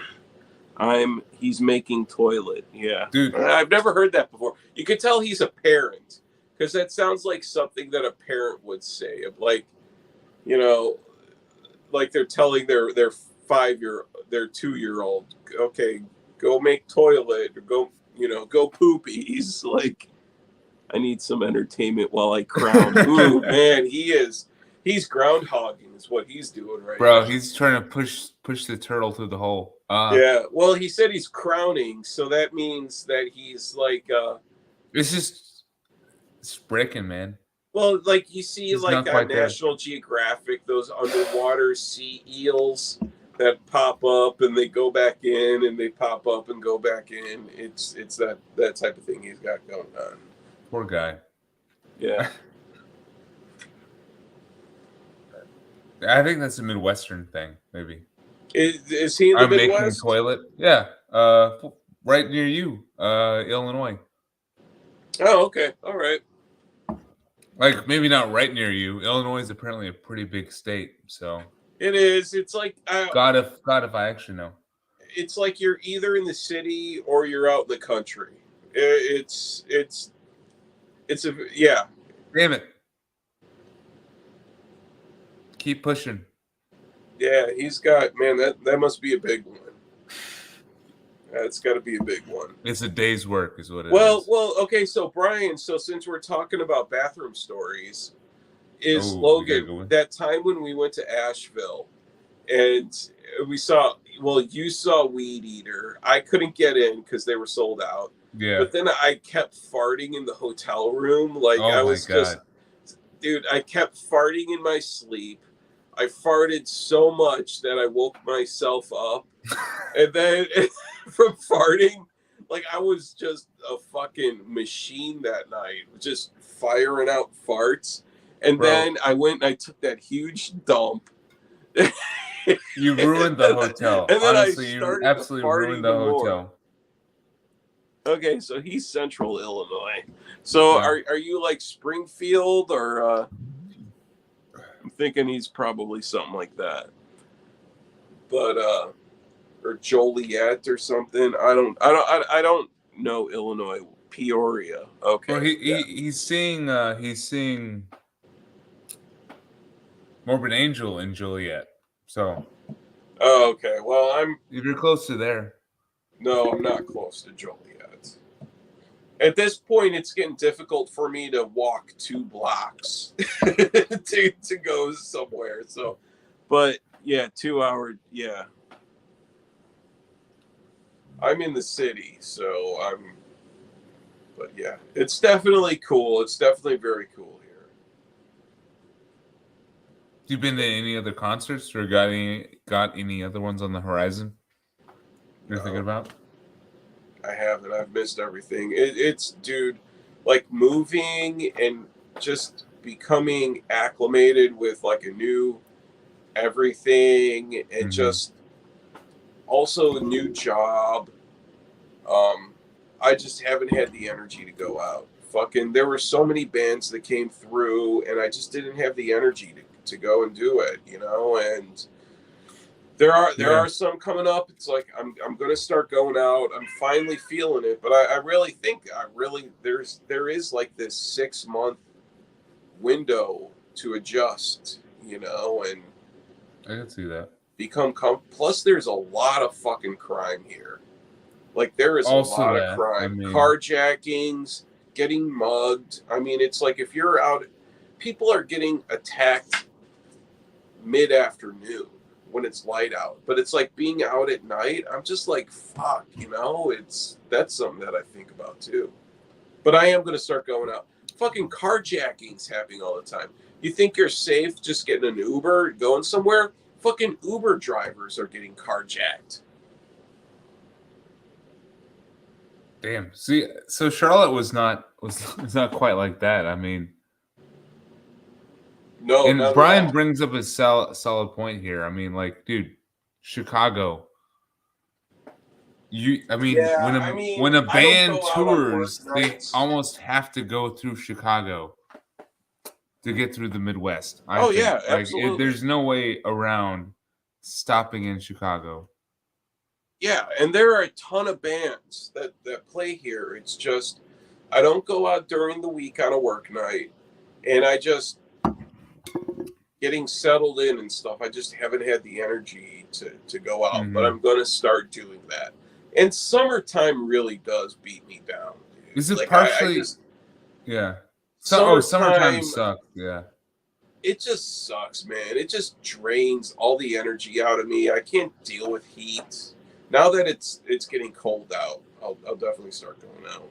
Are you still looking for the right venue? Maybe like the good venue to go to. There are tons of venues, and there are some within walking distance from where I'm at. But well, then I'd be there, man. Like shit. I'm still going to the Milestone, which is like a 30-minute drive from here, you know, like as often as I can. Because that place is awesome. Yeah, that definitely was a cool spot. Mm-hmm. So, Brian, did you are you done? Like, has your crowning blossomed and you've fully given birth to it? Here's the album to help him potentially. We were talking about this band earlier. Brian, this is for you, man.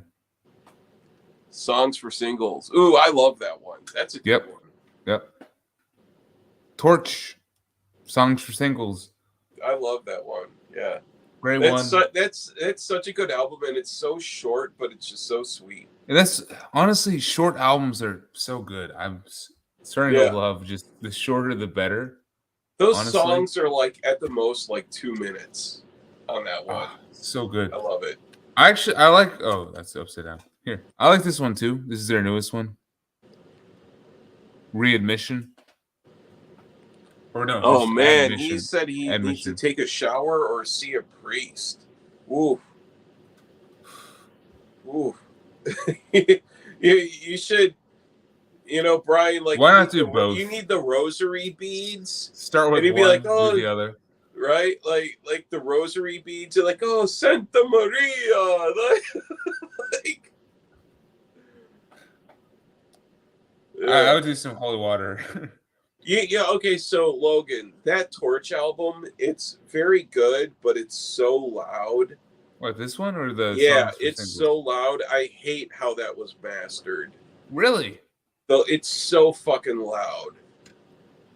I like how it was mastered, honestly. Like I'll have to listen to it again, but some of their heavier songs I've heard are on this one, like Inferno, On the Wire. I still like Neanderthal the best. I think Neanderthal is a really good album.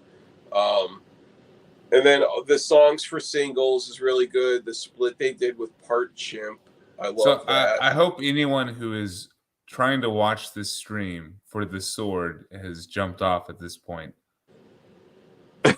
Call it a roast. Dude, he is. I love that Brian's all about bathroom humor. I am too. I love, dude. Brian, if you want to do a live stream where we just talk about fart stories and all that all night, I am totally open to that.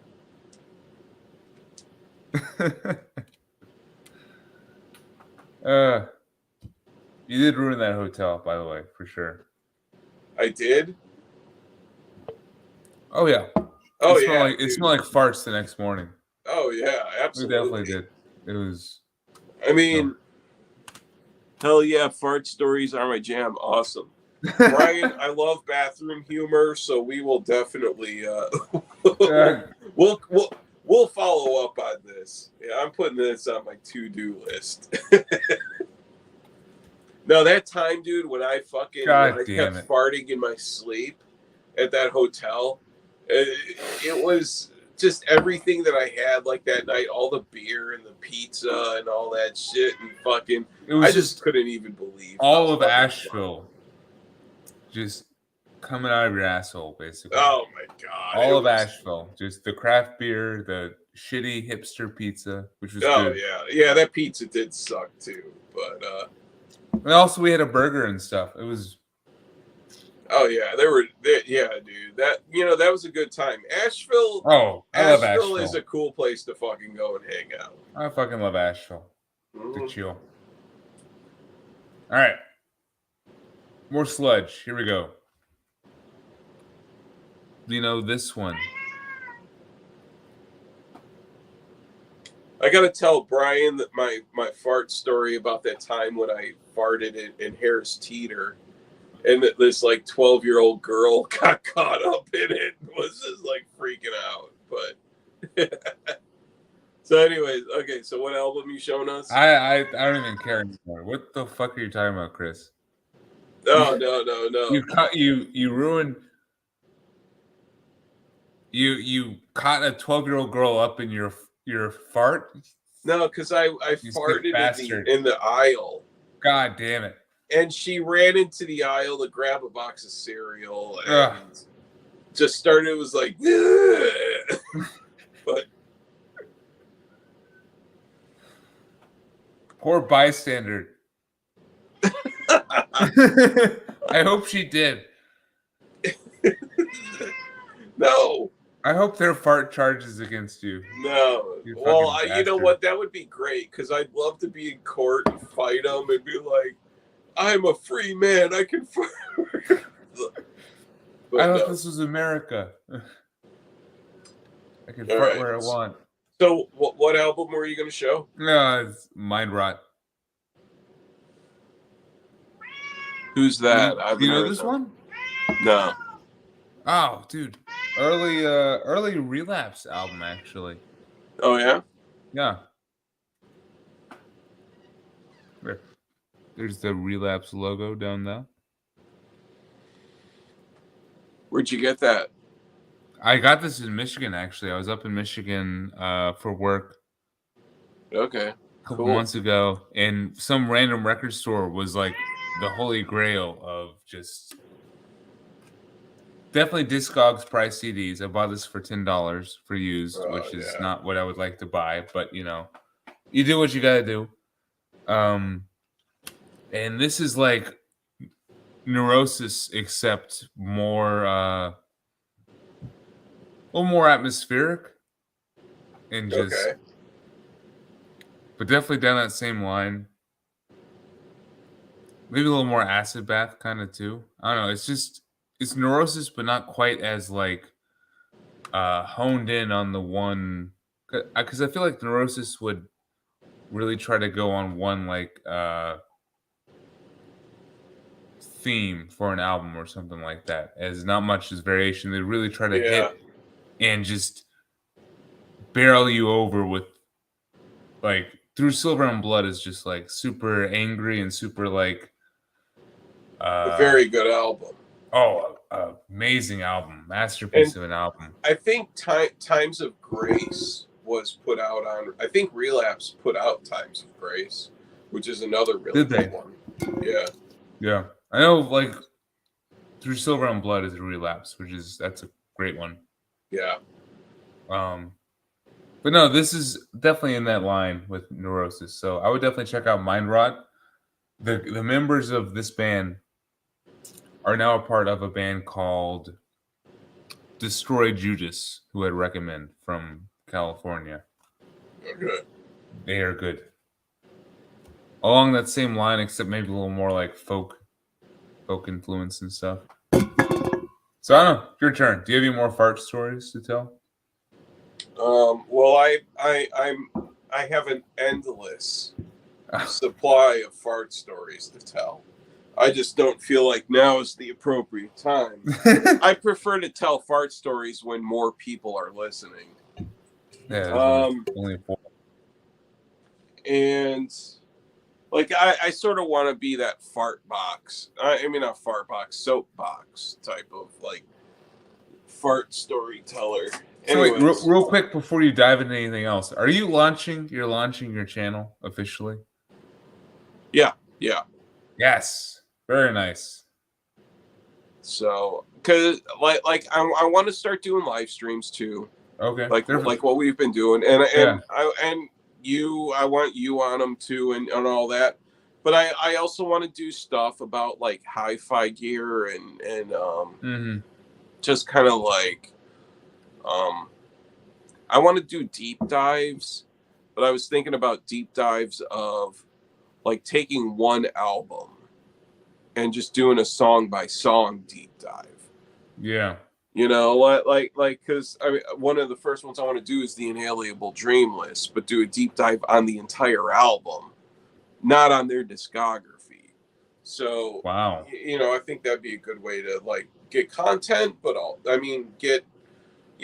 add content, but also, you know, really dig into the music.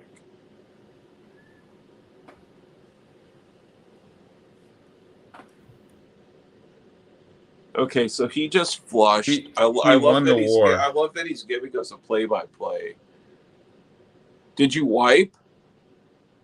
You might not have had time. I don't know. Yeah, probably not.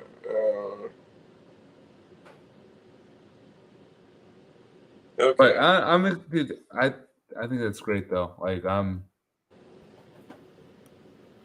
game for that. I think there's a missing part of this community that really like tries to dive into more like extreme metal, you know, hardcore, grindcore, you know, shit like that as like a deep dive, or just more like narrowing in on like smaller bands, if you will, you know? Yeah. I think that like a lot of the shows, they try to cover too much content in too short of a time. You know, like They definitely do. Like it's I mean, there are even, some yeah. that are just like garbage bullshit channels that I just ignore, like Banger TV. I'm so sick of it. I don't even watch it anymore because it's just like, well, I could just read Decibel and get all the same information. And then that fucking comedy metal guy is fucking annoying. Him and his whole like, you know, and He's got a I'm shtick offended for by sure. everything. Yeah. But no, yeah, I wanna. I'm gonna start doing some content, and you know, but I want to get into kind of like that hi-fi stuff too, and all that. I see. So you're trying to diversify like a little bit from like the main, which I mean I think that's good. And yeah, then whatever you want to do, I'm game. And I mean likewise me to you on this channel. Cool. Which the next thing is Pig Destroyer, which I will let you know when we can do that. Yeah, I am ready need for more it. time to Oh, you do? that. I mean, like I'm still thinking like because I'm doing Agalock tomorrow on Jeff's channel, and next week I'm on vacation. So like maybe the week after that. So like Okay. Yeah. A week or two from now, maybe. Like I'll let you know like a specific date, but coming up pretty soon because I'm excited to talk about some Pig Destroyer because they are an amazing band, and I'm very curious about your input on their discography because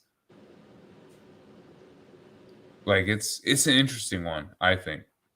Yeah. And I think there's a lot to talk about, so we can plan Yeah. on that being a 3-hour discussion. which would be a lot, I think, for just me and you, because I'm just curious to see how that goes, because they definitely have a lot, but It's a lot to talk about. okay, that might be it. Like if we really want to like kind of dive in deep, track by track, it's definitely a very deep dive. So, but yeah, not track by track, but that's a lot of tracks, album by album, and I have issues with them that I've just learned to accept. But yeah, which you got to, but. Yeah. Dude. Anyways, man, I'm gonna jump off here. I gotta work in the morning, so I gotta go to bed. But yeah, let's catch up this weekend and maybe Saturday. Is that what you're thinking? Because I'm jumping on something tomorrow night and maybe Saturday possibly. Okay, if you're up for it, I'm game. Because Saturday's nothing's. I'm not gonna I'm not gonna overstep Marty and Alan's stream on Friday. So whatever they have going on after that, I'm cool. But I'm thinking Saturday, I'm gonna just push out a banner like Saturday morning and then just do a live stream about grind. All right, to just pull grind albums, basically. Yeah, I'll shoot you a text of like a time. All right, bro. Sounds good. Cool, man. Talk later. Good. Cheers, man. Thanks for dropping on. See you.